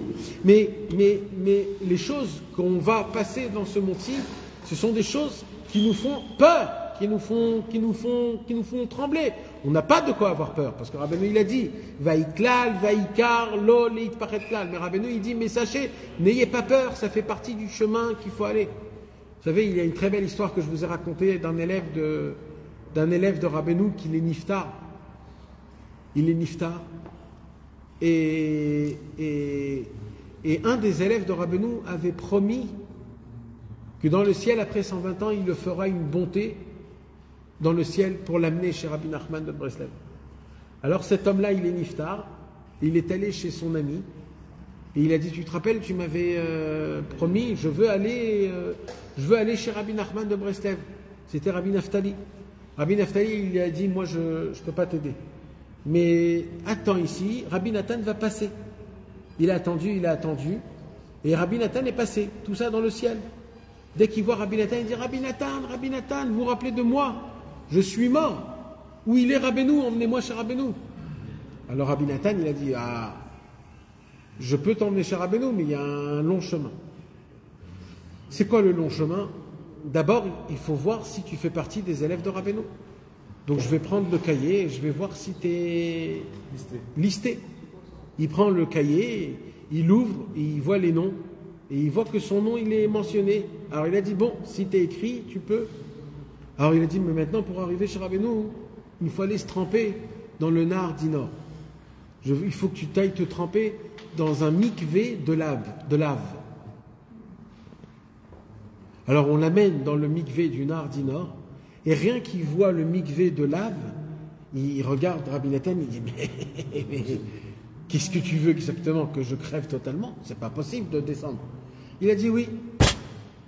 Toutes les fautes que tu as fait, toutes les fois que tu t'es chauffé pour le olamazé, tout le manger que tu as mangé, les goûts, les sensations, les chocolats, les bislis, les têtes brûlées, les hamtsoutsim, tout ça là, c'est en train de créer la chaleur de la lave. Toutes les fois que tu as dormi, tu t'es pavané sur ton lit, tu t'es retourné 150 fois pour pas te lever la nuit et le jour. Toutes les fois que tu as dansé, que tu as grillé des nuits, que tu as... Tout on met dans un seul package et ça devient un mikvé de lave. Tu dois te tremper dedans et au moment où tu vas te tremper dedans, tu vas te détacher de ce monde-ci. Et il dit, j'étais obligé de me rapprocher, j'ai mis mon premier pas. Et dès que j'ai mis mes pieds dans ce mikvé, toutes les amertumes, les souffrances les plus atroces au monde, je les ressentis. Je sentais le feu qui brûlait, qui rentrait dans mes entrailles, dans mes os, ça me brûlait de dedans. Vite, il est rentré tout son corps, il est rentré totalement. Il a dit, et dès que j'ai relevé la corde, j'ai ressenti que j'ai reçu un nouveau corps. Un corps qui n'appartient plus à ce monde-ci. Et là, je devais me tremper une deuxième fois, mais là, c'était un kiff, c'était un plaisir, comme je ne peux pas expliquer le plaisir que c'est de se tremper dans un mikvé qui t'enlève toute matérialité. Et après, il s'est trempé une troisième fois pour enlever totalement ce qu'il avait, et après, il est allé chez Rabbeinu Akadosh. Tout ça, cet homme-là, il est revenu en rêve pour raconter ce qui lui est arrivé à son associé qui habitait encore en bas dans... Ça veut dire quoi, mes amis ? Ça veut dire que dans ce monde-ci, mes amis, il faut savoir une chose d'abord. Il faut être des têtes brûlées. Il ne faut pas avoir peur de rien. C'est ça. Rabbeinu, il a dit, il ne faut pas avoir peur, il faut avoir peur de rien. Il faut s'attacher, il faut être sommaire. Comment dire être sommaire ? Il faut s'appuyer sur la force des tzadikim. Les tzadikim, ils sont là pour nous. Il ne faut pas avoir honte, il faut leur demander de venir, d'intervenir dans ma vie, etc., etc. Et malheureusement, mes amis, nous, on attend, si on va s'asseoir et on va attendre de prier à Hachem comme il le faut, sachez-le, mes amis, que ça ne va pas s'arriver jusqu'à qu'on aura des problèmes, jusqu'à par-dessus notre tête. Parce que, mes amis, la prière, elle sort quand on sent qu'on est à fond. Et c'est justement quand tu sens que c'est foutu. Rabbeinu, il a dit, quand tu sens que c'est foutu, quand c'est la fin de tout, quand tu as essayé 100 fois que ça n'a pas marché, 100 fois. Pourquoi essayer 101 fois ? Pourquoi ? Le 101 fois, c'est mi beten shaol shivat. Quand tu étudies quelque chose et tu ne comprends pas, et tu réétudies, et tu oublies, et tu rappelles, et tu oublies encore, et tu réétudies, et tu ne comprends pas, et tu vois et ça n'arrête pas, et tu dis, mais pourquoi étudier si je ne comprends pas ? Ça, c'est mi beten shaol shivati. Mi beten shaol shivati, c'est que quand j'arrive à la fin du rouleau, je découvre un nouveau rouleau. Quand j'arrive à la fin de tout, je trouve des forces. Et c'est ça le cri de Hayé. C'est ça le cri de Hayé, où tu es Hachem, où tu es Hachem. Est-ce que c'est possible que tu es ici avec moi ou pas ? Est-ce que c'est possible que tu n'es pas avec moi ? Il a crié Rabbeinu à ce moment-là ? Bien sûr. C'est lié avec tout Bishvat, en vrai. Hein ? C'est lié avec tout Bishvat. Bien sûr que c'est lié avec tout Bishvat. L'histoire qui est racontée de l'arbre. De l'arbre avec les racines. C'est quoi le symbole de tout Bishvat ? Le symbole de tout Bishvat, c'est la... Qu'est-ce qui se passe, mes amis, quand il y a le caït ? Comment on dit le caït ? L'été. L'été, il se passe quoi pendant l'été ? Pendant l'été, il y a du soleil. Le soleil, c'est la vie. Et le soleil, il est allumé pendant toute une quantité de journées qui est plus grande que la nuit. Des fois, la nuit, elle est toute petite et la journée, elle est énorme, énorme. Qu'est-ce qui se passe à ce moment-là même, mes amis ? Que le soleil, il est en pleine vitalité, en pleine lumière, en pleine puissance. Qu'est-ce qui se passe à ce moment-là même ? Les gens sortent dehors. Les gens sortent dehors, ils se promènent, et c'est ça la vie. Et quand les gens ils sortent dehors, les arbres, ils veulent montrer leur allure. Comme ça, c'est. La preuve de ça, c'est que la bracha qu'on fait des arbres, c'est Asher bara bo briot tovot, le'anot baem bene adam.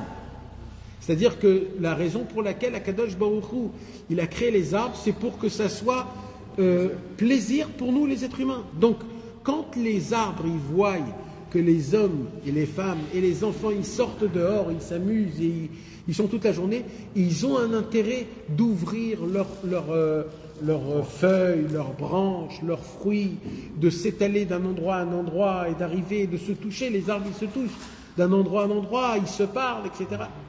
Mais c'est quand que ça commence à devenir problématique ? C'est au moment où le soleil il commence à se coucher plus tôt dans la journée. Quand le soleil commence à se coucher plus tôt, alors les gens ils sortent moins dans le monde. il y a moins de personnes. Et quand il y a moins de personnes et que ça devient grisonné, et que le soleil, presque on ne le voit pas, l'arbre, il dit, mon fonctionnement ne marche plus. Parce que les hommes, ils sont plus là, le soleil n'est plus là. Donc, apparemment, c'est la fin du monde. Et là, l'arbre, il commence à perdre toutes ses fleurs. C'est pendant le commencement de l'hiver. Et quand il perd ses fleurs, il est certain qu'il va mourir. Ça y est, c'est la fin du monde. Le soleil, il est plus comme avant. Les hommes, ils n'ont pas de mémoire, les arbres. Ils ne savent pas qu'il y a un an, c'était pareil. Eux, ils vivent maintenant, ils n'ont pas de mémoire. Donc, pour eux, ils sont en train de mourir. Et il vient le moment le plus élevé possible, en mois de janvier, où ils ont perdu toutes leurs fleurs. Il n'y a plus le froid, il y a la neige, il n'y a plus signe de vitalité. Les gens, ils se cachent dans leur couette à la maison. Et c'est la mort totale.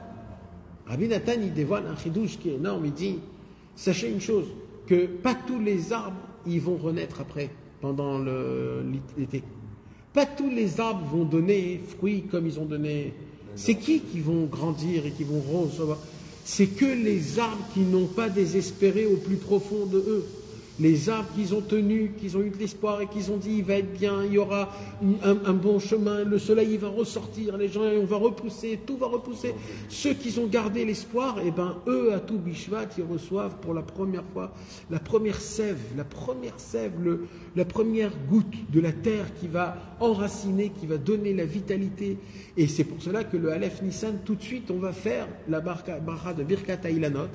Sur quoi Birkat Hailanot? Sur une fleur qui va pousser. Pourquoi on ne fait pas la bracha sur un fruit?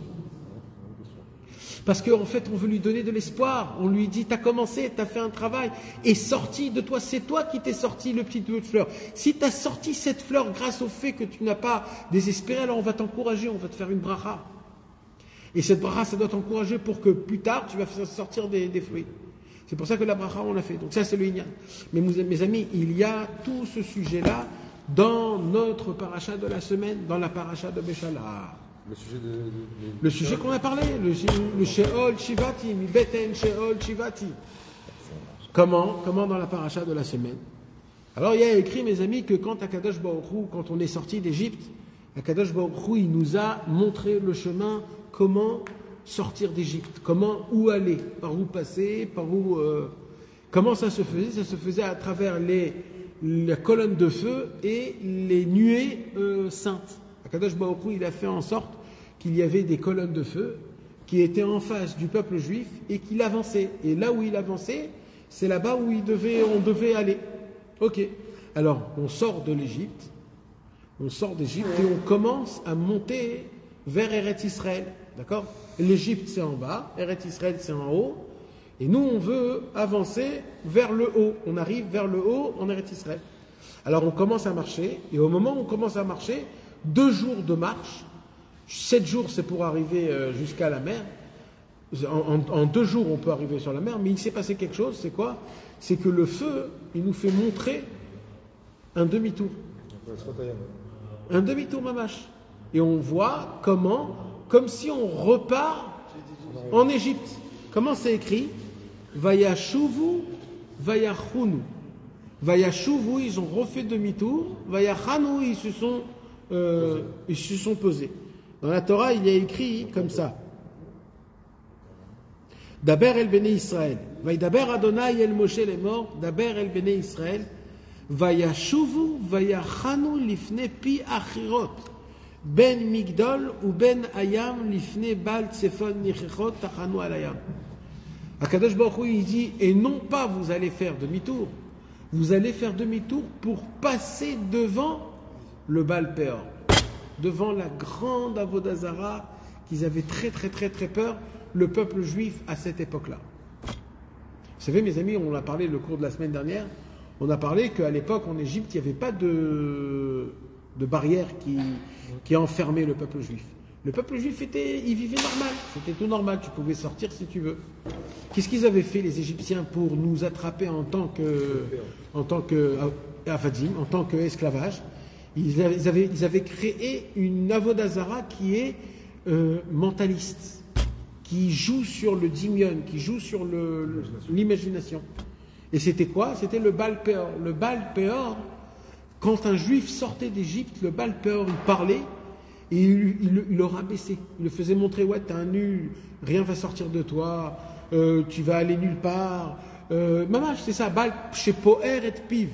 C'est ça, il le faisait. Et tous les béné Israël, quand ils voulaient essayer de s'évader des Égyptiens ou alors de l'Égypte, ils avaient très peur du Baal Péor. Le Baal Péor, il parlait, il rentrait dans la tête, c'était quelque chose dans la tête. C'était une emprise comme quoi je ne peux pas vivre sans les Égyptiens. Je ne peux pas vivre sans le travail qu'il y a en Égypte. Je ne peux pas vivre sans... Et c'est comme ça qu'on est resté des années et des années. Hachem, il nous fait sortir d'Égypte. Et quand il nous fait sortir d'Égypte, on va pour aller en Eretz Israël. Akadosh Baruch Hu, il dit, attends, j'ai pas encore terminé ici mon réglage de compte. Mon réglage de compte, on va le faire de face à face. On va ramener tout le peuple juif, on va le mettre devant Baal Péor, et là-bas, il devra le battre. Au moment où on commence à faire le détour, mes amis, les béné Israël, vous savez, on était là-bas 600 000. Sur 600 000, il y a toujours des petits perturbants, des perturbateurs. Il y a toujours des petits imbéciles, malheureusement. En plus de ça, il y avait le Erev Rav. En plus de ça, que lui aussi, il ne nous a pas tellement aidés. Et au moment où on a commencé à faire demi-tour, la Torah, elle nous dit. Tout de suite, les béné Israël, ils ont dit, oulala, Moshe Rabbeinu, il a voulu tous nous tuer. Elle nous a fait sortir d'Égypte pour pas qu'on voie, et en fait, il veut qu'on crève ici, dans le désert, que personne nous voit. Alors il dit, et maintenant on comprend comment l'Égypte était bien. Au moins en Égypte, on aurait des tombes. Là, on va mourir, ce sont les aigles et les serpents qui vont nous bouffer. Au moment où on a fait demi-tour, c'est à ce moment-là même que les Égyptiens ils sont sortis d'Égypte pour arriver vers le peuple juif. Au moment, ça veut dire qu'Akadosh Baruch Hu, il a catastrophisé la catastrophe encore plus et encore plus. D'abord, tu fais demi-tour, il y a les gens qui commencent à bouger, catastrophe. Moshe Rabbeinu qui voit de l'insolence et que tout le monde se... Il y a des conspirations, vous savez, les Juifs, ils sont énormes dans les conspirations. Donc tout de suite, il y en a qui disent que c'est pour ça, il y en a qui disent que c'est pour ça, il y en a qui disent... Chacun, il a mis sur le dos, voilà, on est sorti, on est fait, on est fini, on ne sait plus quoi faire, pourquoi on est sorti, il fallait qu'on reste, etc., etc. Et là, Moshe Rabbeinu, il est là, il dit, mais c'est pas le moment, c'est pas le moment de tomber dans la Emouna maintenant. Maintenant, il faut être le plus fort dans la Emouna. Et Akadosh Baruch Hu, au moment où il est fait faire voir et entendre 600 chars d'Égyptiens qui sont en train d'avancer. Il y a écrit, Rashi, il dit, tellement ils étaient enthousiasmés de se battre contre Israël qu'un voyage de 7 jours, ils l'ont fait en 4 jours. Ça faisait trembler la terre. Vaikar Sheshmot Rechev Bachour. Il a pris les 600 chars les plus sophistiqués, les derniers qui restaient, pour combattre le peuple juif. Et Pharaon, il a dit à tous ses officiers, il a dit, je ne vais pas faire le roi égyptien, je vais marcher à vos têtes. Je vais me battre avec vous.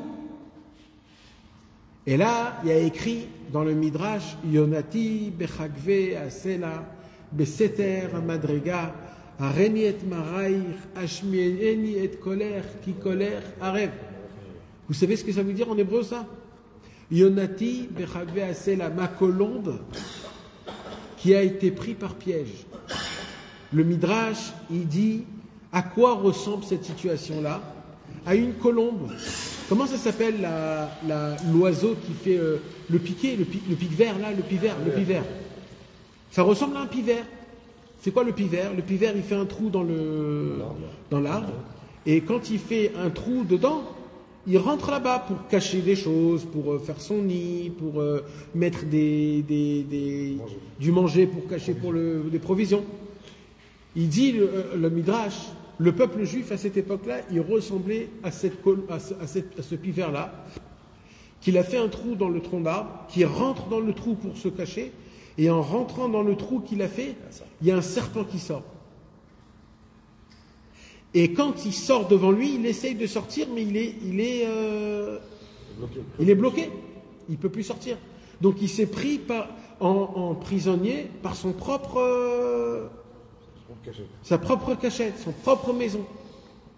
Pourquoi? Parce que en face de nous, il y avait les Égyptiens, de l'autre côté, il y avait la mer, des deux côtés, il y avait des bêtes féroces qui venaient Akadosh Baruch Hu, il a emmené en plus de ça des bêtes féroces qui sont sorties du désert. Et là, le peuple juif, il était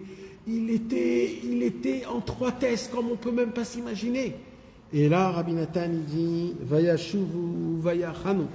Il s'est écrit dans le Likuta Alachot, dans Ilchot Pesach, Alachachet, Seif Dalet. Shenitztavu, Achar, Yetziat Mitzrayim, Lashuv, Elachzor, Daika, Letzad Mitzrim. Comment c'est possible qu'Akadosh Baruch Hu, il nous a demandé, après qu'on est sorti d'Égypte, comment c'est possible qu'Akadosh Baruch Hu nous a demandé de repartir, de faire un détour et de re-aller dans le chemin des Égyptiens? Et il dit, le pire de ça, c'est quoi? C'est que quand les forces du mal, c'est-à-dire quand les Égyptiens, ils ont vu que les Bnei Israël, ils ont fait demi-tour, ils ont dit, ils ont fait demi-tour. Ça, c'est la fin pour eux. On va les défoncer. Maintenant, c'est eux qui viennent vers nous. Il dit, Rabbi Nathan, c'est comme ça dans la Vodat Hashem. Dans la Vodat Hashem, tu essayes de te prendre en main. Tu essayes d'être une bonne personne. Tu essayes de tenir. Tu essayes tous les jours, toutes les semaines, tous les mois, des années. Tu essayes de te battre. Tu essayes de te battre. Mais plein de fois, tu tombes. Et des fois, il dit, tu lâches. Et quand tu lâches, tu fais demi-tour. Il dit, Rabbeinu, des fois, tu fais demi-tour. Il dit, Rabbi Nathan, tu sais ce qui se passe quand tu fais demi-tour dans ton Avodat Hashem? La Sitra Achara, tous tes accusateurs, ils disent, on a gagné, on va prendre maintenant tout son Avodat Hashem, c'est pour nous. Tout ce qu'il a fait de bien, c'est pour nous. Là, la Sitra Achara, elle devient encore plus forte. Au lieu que le Sitra Achara, elle se rabaisse, elle diminue, elle arrête de se battre. Il dit, quand un homme, il fait demi-tour, quand un homme, il souffre, alors c'est à ce moment-là même que les clipotes encore plus, ils redeviennent encore plus grandes. Il dit, regardez une preuve. Un homme, quand il est dans sa vie normale, alors il est Ma'amin Hashem, même quand il y a des choses qui sont difficiles. Mais quand il y a des choses qui sont difficiles, alors il n'arrive plus à être Ma'amin dans Hashem. Et quand il n'arrive pas à être Ma'amin dans Hashem, il dit, Rabbeinu, ça ne s'arrête pas là. C'est qu'au moment où il arrête d'être Ma'amin dans Hashem, ça veut dire dans ce sujet-là, alors là, les questions vont venir. Pourquoi Hashem, il me fait ça? Pourquoi Kadosh Baruch Hu, il m'a fait ça? Qu'est-ce que j'ai fait pour lui? Là, tu descends de niveau. Là, ce sont les clipotes, c'est la Sitra Achara qui est en train de t'avaler. Pourquoi? Parce que, comme il dit ici, quand il voit que tu fais demi-tour, il se dit, ça y est, il est à moi. Sagar alem amidbar unevuchimem, vazay mitgabrim beyoter im koach kol hanitzutzot sheyesh bahem. Et à ce moment-là même, toute leur force, ils réunissent toute leur force pour se battre contre toi. Est-ce que moi je peux me battre contre eux, mes amis? Est-ce que je peux me battre? Je ne peux pas me battre contre eux. Alors je peux faire quoi? Je peux que crier à Hachem. Je vous pose une question. Pourquoi Kadosh Baruch Hu me met dans une situation pareille? Qui me met un adversaire que je ne peux pas le battre? Parce que toute la raison dans laquelle Hachem t'a mis un adversaire que tu ne peux pas le battre, c'est que tu croyais avant que toi tu peux battre ton adversaire, le Yetzer Hara. Tu croyais que toi tu peux servir Hachem. Tu croyais que toi tu peux enlever tes mauvais caractères. Akadosh Baruch Hu dit, tu crois que c'est toi, c'est toi qui arrive, c'est toi qui se bat. Tu crois que c'est toi qui as atteint, tu crois que c'est toi qui as acquis. Je vais te faire montrer des situations que tu ne peux rien faire. Alors qu'est-ce que tu vas faire dans des situations pareilles? Tu vas lever les yeux au ciel et tu vas dire, Hachem, tu vas prier. Et là, tu vas comprendre qu'en vérité, tu as besoin de moi, il dit Hachem. Et ça, depuis le début, tu devais le comprendre. Donc en vérité, la raison pour laquelle Akadosh Baruch Hu nous met dans des situations pareilles, c'est parce que tu crois, parce que tu fais de la Avodah Zara, tu as de la Gava, tu crois que c'est toi-même qui fait, qui sert, qui prie, qui fait. Vazai et Tzara Gdola le Israël. Et il dit, Rabbi Nathan, je suis obligé de le dire. Quand un homme, Chas v'Shalom, il recule et qui fait demi-tour, c'est un vrai problème. C'est un vrai problème. Là, c'est Rabbeinu qui dit que c'est un vrai problème. Normalement, Rabbeinu, il donne les solutions. Là, Rabbeinu dit c'est un vrai problème. On est vraiment dans une vraie guerre. Voilà, c'est une vraie guerre. Béhémet, c'est une vraie guerre. Comme Yona. Yona, il a voulu aller, Akadosh Baruch Hu l'a appelé pour Ninvé. Il est parti, il s'est caché. Et quand il s'est caché, c'est pas devenu mieux. C'est allé, ça a empiré. Il est allé avec le soleil. Après, il est allé dans le ventre. Et ça n'a pas suffi. Dans le ventre du mâle, après le ventre de la femelle. Ça veut dire à Kadosh Baruch Hu, ça veut dire les clipotes, ils ont encore plus d'emprise. Il y a un moment, quand c'est dur, mes amis, c'est un moment qui est très vite, parce qu'on ne peut pas supporter ça. Mais il y a un moment où tu dis, mais ça ne s'arrête pas les problèmes. On dirait qu'ils viennent en... Ça veut dire, tout, c'est comme un automatique. C'est en automatique. Il n'y a pas un moment où ça s'arrête. Il n'y a pas une... Qu'est-ce qu'il a dit Rabbi Meir Balanès, mes amis? Rappelez-vous de Rabbi Meir Balanès. Rabbi Meir Balanès, il a dit, sur chaque vague qui passe, je dois baisser la tête. Et dès que la vague elle est passée, je lève la tête. Quand il y a un problème, je ne m'affole pas. Je baisse la tête. Ça veut dire quoi de baisser la tête? D'avoir de l'humilité, de comprendre que c'est de mon problème. Je dois me rabaisser devant Hachem. Mais qu'est-ce qui se passe entre deux vagues? Entre deux vagues, lève la tête, appelle Hachem, crie. Et c'est comme ça que tu pourras t'en sortir de ce qui t'arrive. Mais il dit Rabbi Nathan, ce que tu ne sais pas, il dit Rabbi Nathan, c'est que au moment où tu crois que tu es dans le plus profond de ton problème, au moment où tu crois que tu es dans la situation la plus critique, il dit Rabbeinu, à ce moment-là même, on est en train de te créer ta délivrance. C'est maintenant que la délivrance elle est en train de se déclencher. De ce problème-là, il va s'en sortir. Parce que c'était quand le moment le plus difficile pour Yona Hanavi? Quand on l'a mis dans le poisson. Ça veut dire, là, c'est pas... Mais c'est justement là-bas, quand il a crié à Hachem, il a obtenu tout ce qu'il devait atteindre depuis le début. Le peuple juif, quand il a tourné, qu'est-ce qui s'est passé tout de suite après, mes amis? Tout de suite après que le peuple juif, il a fait demi-tour et qu'il a vu ce qui s'est passé, il a écrit Vaïtsaku El Adonai. C'est à ce moment-là, pour la première fois, que le peuple juif, il a appelé Hachem, comme ça la Torah elle dit. Non, ils ont crié, mais pas Hachem. Batsar Lahem. Ils ont crié parce qu'ils avaient mal. Mais là, c'est pour la première fois qu'il y a écrit, ils ont crié à leur Dieu Hachem. La première fois.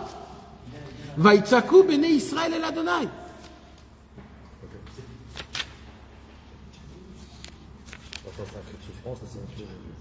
Ou paro écrit Vaïsou bene Israël et enem veine Mitzrayim nosé acharem vaïrou meod vaïtsaku bene Israël el Adonai. Là, ils ont crié envers Hachem.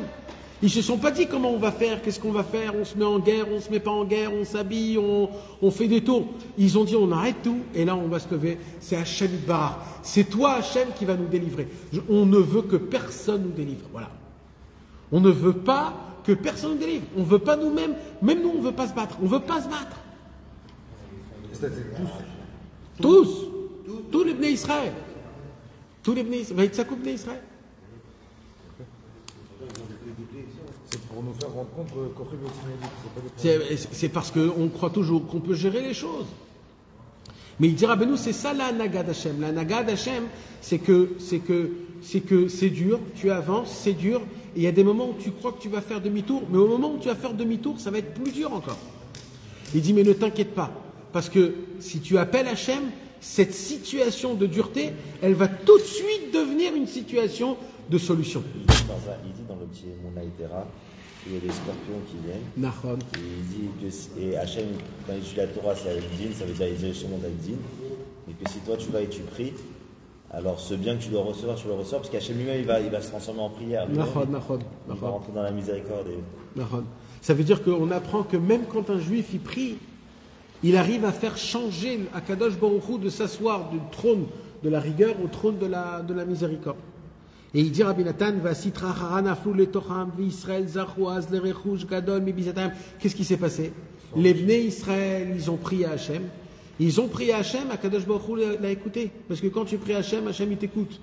Et les Égyptiens les plus sophistiqués, les plus forts, les chars les plus grands, ils sont arrivés dans la mer elle s'est ouverte, elle les a engloutis, elle les a avalés, et toute la richesse, c'est les Bnei Israël qu'ils ont reçue. Alors, ça valait pas la peine. Tout ça pourquoi? Parce qu'il faut se remettre en Hachem. Maintenant, qu'est-ce qui serait passé si il serait mis en combat? Ça se peut que Hachem l'aurait aidé. Mais comme c'est eux qui se sont battus, donc ça serait quelque chose d'humain. Mais tu parles de l'Inyan. Si tout l'Inyan, c'est d'enlever le copain de Siméadi. Si tu vas te battre et que tu penses que la victoire tient de toi, t'as raté le but complètement. Exactement. C'est la raison pour laquelle aujourd'hui, nous, on combat encore les Palestiniens. Parce que depuis le début, on veut combattre, on veut conquérir Eretz Israël avec ma force, avec l'armée, avec la guerre. On devrait faire comme ce qu'ils ont fait ici, eux. Qu'est-ce qu'ils ont fait ici? Au lieu de se mettre en combat et en se mettre en guerre contre les Égyptiens qui sont en train de venir en face, ils avaient tout pour ça. Ils avaient tous les kélim, ils avaient Ils ont dit non, on va prier Hachem, et c'est où Hachem ilachem lachem va tem tacharishun. Dieu va se battre et vous allez juste regarder.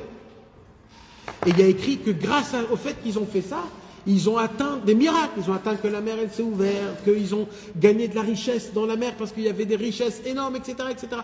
Donc en fait, il dit Rabbi Nathan, c'est vrai que c'est dur, mais cette dureté, elle crée en toi un jus, des mots qui vont sortir, que ces mots ne peuvent pas sortir que si tu es vraiment en problème. C'est pour ça que Rabbi Nathan, il a écrit et il a jeté des mots de sa bouche. Parce que même les mots qu'il a dit contre Rabbeinu, il a dit Deriker, Izmi, Beten, Sheol, Shivat, l'essentiel, c'est de crier au plus profond des entrailles du Sheol. Contre Rabbeinu, il a dit ça de toutes ses forces, il a dit ça en jetant, il a jeté une bombe, c'est comme si qu'il a jeté une bombe. Mais ça, c'est pas tous les jours. Hein? Non, c'est pas tous les jours. C'est pas tous les jours. Ça dure toute la nuit, non C'est pas celle-là. C'est pas celle-là. Non. Ça, c'est quand il a fait une Yushbalam Klal. Lever les mains, non, Moshe Rabbeinu. En prière, il tenait ses mains, non, c'est ça? Qui Moshe Rabbeinu, non. Ça, c'était le Milchemet Amalek. Ça, c'est quand le combat d'Amalek. Quand Amalek, il a combattu contre nous, là, Moshe Rabbeinu, il a levé les mains, etc. Mais là c'était tout frais encore. C'était encore au tout début. C'était Mamash dans le 3e jour qu'on est sorti d'Égypte, Mamash. On était encore en plein milieu. Est-ce qu'on a compris le concept, mes amis? Le concept, c'est. On a presque envie de demander d'être en galère totale. Non. Nathan, si tu dois vivre ton jour, comme on a dit ailleurs, comme si c'était le dernier jour. Alors, tous les jours, tu vis cette situation. Oui. C'est ton dernier jour tous les jours. Mais laisse-moi te dire quelque chose, Michael. Pensez quoi? Il faut nous pousser dans le retranchement. Non, alors déjà, il faut savoir une chose. On doit servir Hachem là où Hachem nous met. Et Baruch Hachem, il nous met dans des situations top niveau. On a des maisons, on est en Eretz Israël, on a des habits, on a une parnassa, on a une femme et des enfants, on est en bonne santé, on a de l'argent. On a une situation qui est top. On a des voitures, on a plein d'habits, on a tout comme il faut. Et Akadosh Baruch Hu, il te dit, avec tout le luxe que je te donne, sers-moi s'il te plaît. Sache que ça vient de moi. Sois reconnaissant, qui est-ce qui te donne tout ça? Akadosh Baruch Hu, il te dit, si là-bas tu n'arrives pas, eh ben, je vais essayer de retrécir un petit peu ton champ de vie. Et il commence à le retrécir. Maintenant, on n'est pas obligé, tu sais, pour arriver à cette situation-là, il faut être complètement chala. Mais nous, ça suffit qu'on nous enlève la voiture ou alors le téléphone une journée, on pète un câble. Ça devient ça, mi beten shol shivati. Mais c'est ça que je veux dire. C'est-à-dire, on n'est pas obligé d'atteindre le niveau le plus bas, c'est juste toi, ça veut dire. Mais ce qui veut dire Rabbeinu, c'est pas ça. Ce qui veut dire Rabbeinu, il dit Rabbeinu, la valeur des mots que tu sors quand tu es à plat, il n'y a pas de valeur à ces mots-là. Ce sont des mots qui vont résonner à l'éternité dans les cieux. À l'éternité. Jamais ça va s'arrêter. Donc ça rejoint tout à fait le Même dans cette situation, à chaque moment, même si quelqu'un il a tout, il doit être dans ce lien-là de rien. Bien sûr. À n'importe quel moment, il peut le faire. Bien sûr. Mais c'est un peu de date. En fait, il faut créer Hachem comme si. Comment il nous a appris, Rabbeinu, de prier, mes amis? Rabbeinu, un jour, il a raconté une histoire. Il a dit, quand j'étais en Eretz Israël, j'ai enjambé la muraille de Tibériade ou de Akko. J'ai enjambé la muraille, et moi, je croyais que derrière la muraille, il y avait du parterre. Mais il voit que derrière la muraille, c'est la mer. 15 mètres de mer. Et là, d'un coup, il était suspendu. Et là, il a dit, Rabbeinu, je peux vous dire que là, quand on appelle Hachem, quand tu es suspendu entre la mer et la terre, c'est pas pareil. Il dit, Rabbeinu, mes amis, c'est comme ça qu'il faut appeler Hachem. C'est comme ça quand tu sens que c'est foutu. Il dit, Rabbi Nathan, Rabbeinu, quand j'étais jeune, j'adorais faire Idbo des doutes. Sur une barque, il y avait des roseaux. Rabbeinu, il adorait prendre la barque, se cacher entre les roseaux. Ouais, on ne voit pas quand il y a des roseaux dans la mer. Alors il se cachait dans les roseaux. Un jour, il y avait un petit trou dans la barque. Et l'eau commençait à monter. Lui, il était dans son Idbo des doutes. Et d'un coup, il se trouve que Il dit Rabbi Nachman de Breslev, je peux vous dire que quand tu sais que tu vas te noyer et tu sais plus quoi faire, là, quand tu appelles Hachem, là, c'est du direct, là, c'est du mezouman que tu as besoin, c'est du cash. À Kadosh Baruch Hu, tu l'appelles du tout, tes tripes. Il dit Rabbeinu, c'est comme ça qu'il faut appeler Hachem, c'est ça der Iker Izmi Peten Chachivati. Ce que vous savez pas. On dit Rabbeinu, c'est assourd de.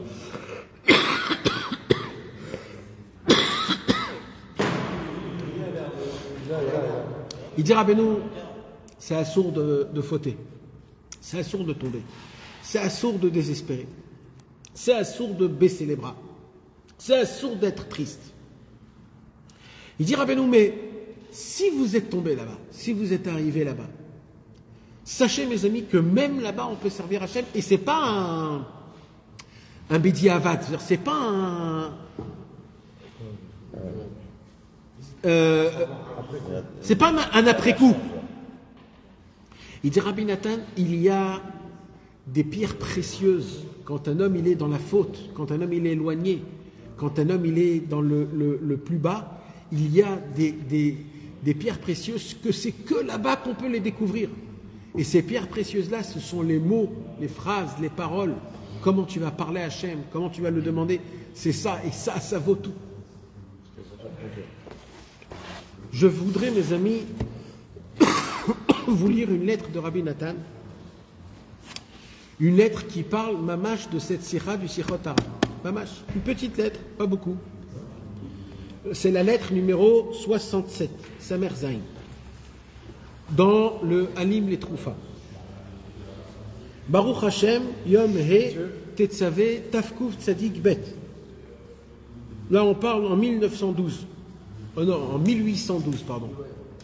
1812. Ouais. Aouvi bni sheichye, mon amour, mon fils, que tu sois vivant, tekabel aigeret aratzufpo, reçois la lettre que j'écris, vetishlechou miyad à la poste, vetartemo karaoui, ki lo inarti achotam batzmi kede shituchal likrot aigeret shekatavti le Rabbi Ephraim. Cette lettre-là que je t'envoie, ce n'est pas une lettre pour toi, c'est une lettre pour Rabbi Ephraim. C'était qui Rabbi Ephraim? C'était le fils de Rabbi Naftali. C'était l'élève de Rabbi Nathan. En fait, Rabbi Nathan, il a écrit une lettre à Rabbi Ephraim. Alors il dit Rabbi Nathan à son fils, il dit écoute, je te l'envoie à toi parce que je veux que tu la lises cette lettre.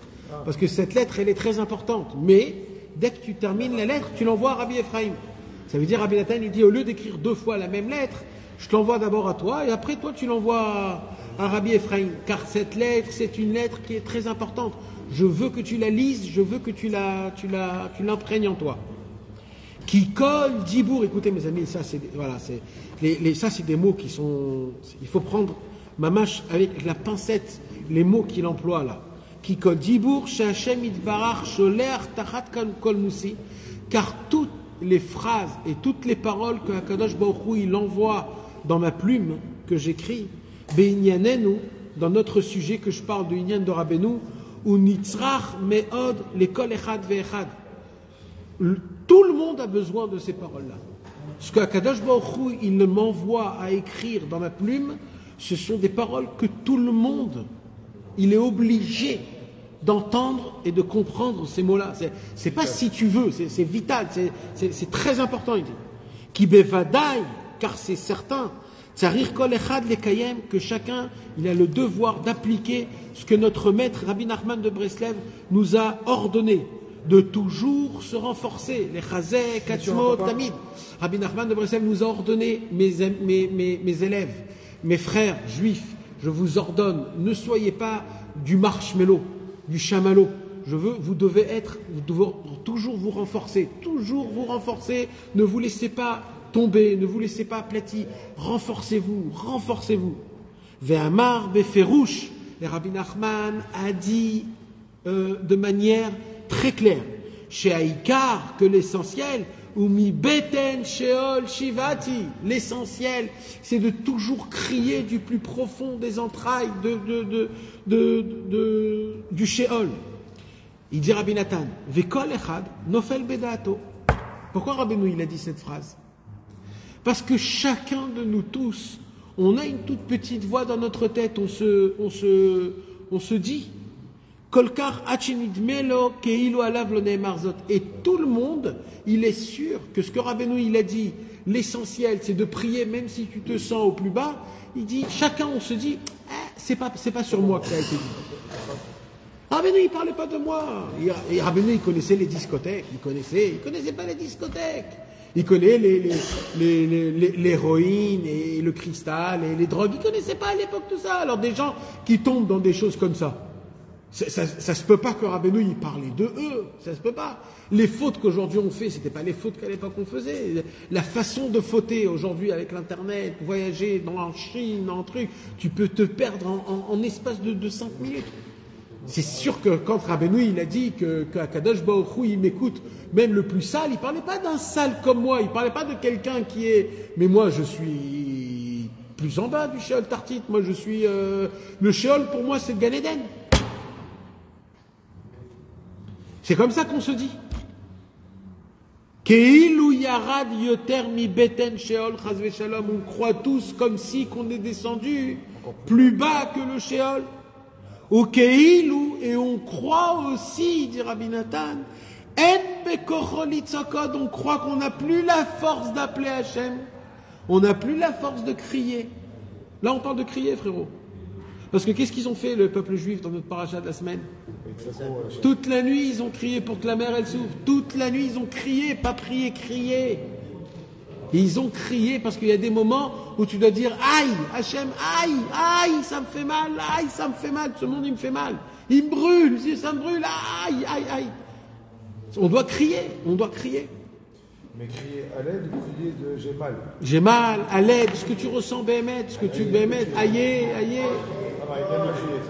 Mais là, mi beten shol shivati, c'est le crier de mal. J'ai mal. Même pas j'ai la force de t'appeler Hachem. Ça me fait mal. Ma situation, elle me fait mal. Elle mérite. C'est pas forcément sauve-moi. Ça peut être juste j'ai mal. Oui. Après, c'est un niveau. Si tu es zoré, sauve-moi. Alors ok. Mais là, c'est juste j'ai mal. Aïe, aïe. Quand on est en train on est dans le lit et t'arrives pas à faire arvit, et t'es en train de regarder ton TikTok et ça n'arrête pas et t'es là et tu peux pas bouger et tu dis mais je vais pas faire arvit.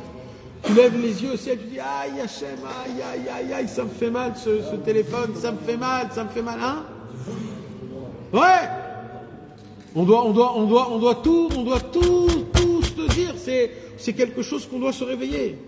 Ou keilu kvar tzak arbe meod, et dans ta tête tu te dis mais j'ai déjà crié à Hachem, ça fait des années que j'appelle Hachem. Ça fait des années que j'essaye de prier à Arvit ou de mettre Rabbeinu Tam ou de me tremper au mikvé ou de garder mes yeux ou alors de pas mentir ou de respecter ma femme. Ça fait des années que je prie à Hachem. C'est pas du jour au lendemain, c'est pas maintenant que je vais crier à Hachem que c'est ça qui va rendre que d'un coup, abracadabra, tout rentre en l'un. C'est pas ça. Ve'eno mo'illo. Il n'y a plus rien qui peut m'aider. C'est fini. J'ai tout essayé.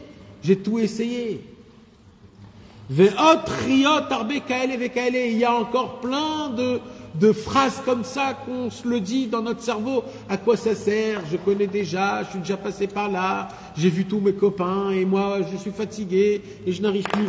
Ou bemet lokenu. En vérité, ce n'est pas comme ça. La vérité, elle n'est pas comme ça. Ki ani yodea emet. Il dit Rabbi Nathan, moi je connais la vérité. Il dit, moi, je connais la vérité. C'est quoi la vérité?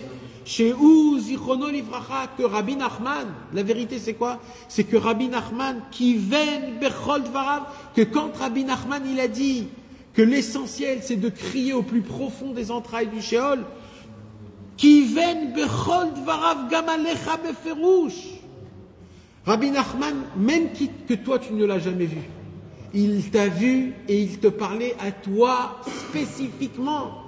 Il dit Rabbi Nathan, j'ai la Emouna beferouche, be'emouna shlema, que quand Rabbeinu il a parlé, il a vu chacun de nous tous. Et c'est à nous en particulier qui nous dit Deriker is mi beten sheol shivati. Je sais, il dit. Ve'alkol echad ve'echad. Et à chacun et chacun en particulier. Ve'lodai. Et vous croyez qu'on ne peut pas crier, alors je vais vous apprendre. Non pas qu'on peut toujours appeler Hachem, qu'on peut toujours crier vers Dieu. Quoi qu'il se passe, quoi qu'il est, dans quelle situation que tu te retrouves, dans la façon de là où tu es. Gam alpi dvarav agdoshim, et en m'appuyant sur les phrases et les mots et les paroles saintes de mon maître. Ve'aneimim, des paroles qui sont agréables. Ve'ayekarim, des paroles qui sont chères.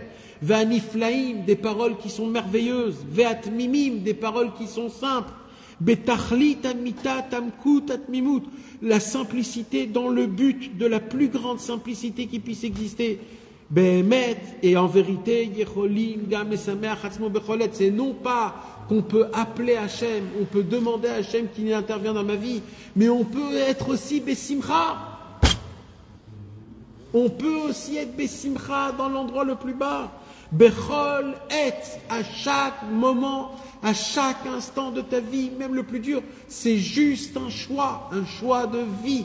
Est-ce que je me bats pour être joyeux? Est-ce que je me bats pour être en foi avec Hachem? Est-ce que je me bats pour tenir, pour rester debout, pour ne pas avoir peur et me baisser quand il faut? Ou alors je dis ça y est, c'est trop, c'est plus que moi. Velartov, il dit comme on l'a étudié déjà, il dit Rabbi Nathan dans la Torah 23b du Likutei Moharan. L'artov ayagon vanacha leofro les simcha. Rabbi Nachman nous a enseigné que la vraie simcha c'est quoi?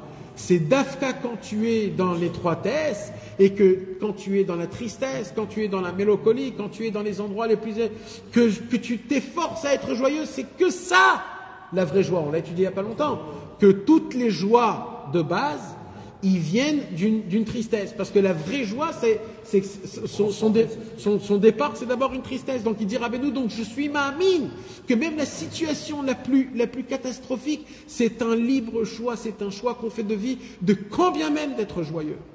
Et à travers ça, je vais découvrir une joie qui est émerveillante. Ve'Hashem Yitbarach, et comme ça il termine sa lettre, Rabbi Nathan, à son fils, Rabbi Yitzhak. Je te bénis mon fils, que béni sois-tu Hachem. Yechazek levafra, que Dieu y renforce ton cœur. L'eler bedracha vagdoshem tamid, pour que tu puisses marcher dans le chemin de notre maître. Loya mushu divret torato agdosha mipinu mipizarenu mipizer azaren madolam. Que les paroles de la Torah que notre maître Rabbi Nachman nous a enseignées ne bougent pas de nos bouches, de nos enfants et de nos petits-enfants jusqu'à la fin, jusqu'à l'éternité. Divrei avicha Natan mi Breslev. Les paroles de ton père Nathan de Breslev. Mes amis, c'est un papa qui parle à son fils. Et qui parle aussi à... Qui parle à son fils et qui parle à Rabbi Ephraim. Hein? Le Kesher, Nahon. Et mes amis, et Rabbi Nathan, il aurait pu donner des solutions à son fils. Son fils, apparemment, il lui a dit, je suis comme ça, je suis fatigué, j'ai pas la force, la routine, le travail, les maladies, la parnassa, le shalom bayit, les enfants, il en a passé aussi, Rabbi Yitzhak. Rabbi Ephraim aussi, il travaillait avec Rabbi Yitzhak dans le Dohar, dans la poste. Et eux deux, ils travaillaient, c'était une des Chavruta, Rabbi Ephraim et Rabbi Yitzhak. Rabbi Ephraim aussi, il avait des difficultés. Et Rabbi Nathan, il pouvait lui dire, fais comme ça, va comme ça, fais comme ça, comme tous les rabbanim d'aujourd'hui. On va recevoir une bracha du conseil du grand Admour. Il sera là pendant 2 heures. Mais Rabbi Nathan, il a choisi de ne pas donner ni de conseils, ni de brachot, ni de solutions. Il lui a juste montré la façon de comment, c'est quoi la vraie vision de la vie. La vraie vision de la vie, c'est que quand un homme il est dans des situations qui sont compliquées, alors c'est vrai que c'est dur, mais la seule solution, c'est de prier Hachem. Et sache une chose, que si tu pries Hachem, il va sortir de ta bouche des missiles nucléaires dans le ciel qui vont résonner les cieux à l'éternité. Tous les tzadikim vont être jaloux de toi, parce que les phrases et les mots qui sortent d'un juif quand il est en étroitesse, c'est des mots qui sont puissantes, les plus puissantes au monde. Et limite, on pourrait dire que Hachem, il te met dans des situations pareilles pour que tu pries, pour que tu puisses sortir ton vin, ton huile d'olive de toi-même, et de là va sortir de toi des choses qui sont énormes. Et ça, c'est le conseil que Rabbi Nathan il donne à son fils. C'est-à-dire qu'il y croyait vraiment. Il y croyait vraiment que c'est le seul conseil à donner. Je n'ai pas d'autre conseil à te donner. Nous tous, mes amis, on souffre la guerre, les trucs, les problèmes de Parnassa, de Shalom Bayit. Et nous tous, et on ne sait pas. Il s'est passé comme ça. Il y en a eu des morts, 20 morts, 21 morts, des blessés, des trucs étaient là. t'entends, tu dis mais qu'est-ce qui se passe, mais on entend, ça n'avance nulle part, on ne sait pas, ça fait déjà 3 mois, la guerre est là, on n'implique pas, et comment on tire encore, et on se dit, maillé, on ne voit plus la fin, on se dit il n'y aura plus de fin, on ne va pas gagner cette guerre, et on ne sait plus comment ça va se passer. Mais c'est exactement ce qui se passait quand on est sorti d'Égypte. Quand on est sorti d'Égypte, on n'a pas cru qu'on est sorti d'Égypte, on a cru que c'était le calvaire le plus grand au monde. On est sorti, on est rentré en combat contre un pays qu'on était pris, reçu comme il faut, et maintenant on revient vers là-bas. Ça veut dire, tu vis où là? Et le problème, c'est que ça empire. Mais c'est pour une seule chose. Parce que plus c'est dans l'étroitesse, plus quand on lève les yeux à Hachem, c'est avec ton cœur, c'est avec tes membres, c'est avec ton espérance, c'est avec de l'espoir, c'est avec de l'attente. Et ça vaut de l'or. Et ça ne peut pas venir tout seul. Et Hachem, il nous le donne, c'est des cadeaux. Hachem, il nous fait des cadeaux. Alors, nos problèmes à nous, on croit que c'est des problèmes, mais en fin de compte, on voit que même les problèmes, sauf ils s'arrangent. Donc, en vérité, on n'est que gagnant des histoires. Tous nos problèmes qu'on avait dans toute notre vie, d'accord, tout. On a eu plein de problèmes. On est assis là aujourd'hui. On a un ventre un peu bien comme il faut. Alors, t'as vu, tu vois qu'Hachem t'a arrangé. Donc en vérité, tous tes problèmes étaient juste pour qu'on te taquine un petit peu, pour que tu pries Hachem et que tu dis, je t'en supplie, Ribono Shalom, en te donnant toute ta vie, tout ton corps. Le problème après, il s'arrange. Le problème, il a été fait juste pour que tu puisses parler, sortir. Mais mes amis, je vais vous dire quelque chose. Vous savez, c'est qui prie? C'est qui prie quand il est dans le Beten Sheol Shivati? C'est qui prie quand il sent qu'il est dans les entrailles du Sheol? C'est celui qui prie de base, même quand il n'est pas dans le Sheol. Celui qui prie tous les jours, qui n'a pas l'envie, mais qui s'efforce de prier quand même. Il fait des doutes, il se répète, il est là devant Hachem, il n'a aucun goût, il baille, il dit plein de belles des choses. Celui qui prie tous les jours, quand lui sera dans l'étroitesse, lui, quand il va prier, ça va être du béton armé. C'est pour ça que le commencement, c'est dès maintenant, c'est tous les jours, parce qu'il faut savoir, parce que celui qui prie pas du tout, et qu'il prie que quand il est dans l'étroitesse, c'est quoi qu'il va prier? Hachem, je t'en supplie, aide-moi. C'est le maximum qu'il va faire. Mais si tous les jours tu dis Hachem, aide-moi, quand tu seras dans l'étroitesse, tu sais ce que tu vas dire? Tu vas dire Hachem, aïe, mais comme Kevodo, je te cherche comme les anges, ils te cherchent. Comment ça se fait que je ne te vois pas? C'est toi le roi de tout le monde en entier. Tu vas commencer à faire des louanges comme David Ameller. Et ça vaut tout l'or du monde. C'est toute la raison pour laquelle on est venu dans ce monde-ci. Tout ce qui existe dans ce monde-ci, c'est pour le lien qu'on a avec notre Créateur. Et ça vaut la peine de tout. Qu'Akadosh Baruch Hu, il fait Bezrat Hashem, mes amis, que toute notre vie, tout le temps, on appelle Hashem, même dans les endroits les plus lointains, même quand on sent qu'on est le plus sale, d'avoir un espoir, de tenir de l'espoir et d'être ma'amine dans ce que Rabbeinu il a dit, que quoi qu'il se passe du niveau là où tu es, là où tu te sens, Bezrat Hashem, tout se passe de manière que tout le temps je suis avec Akadosh Baruch Hu et j'appelle Hachem, et il nous reste que de nous renforcer en nous disant tous force et courage. Dernière chose, mes amis, très important, s'il vous plaît, notre ami Moshe Max,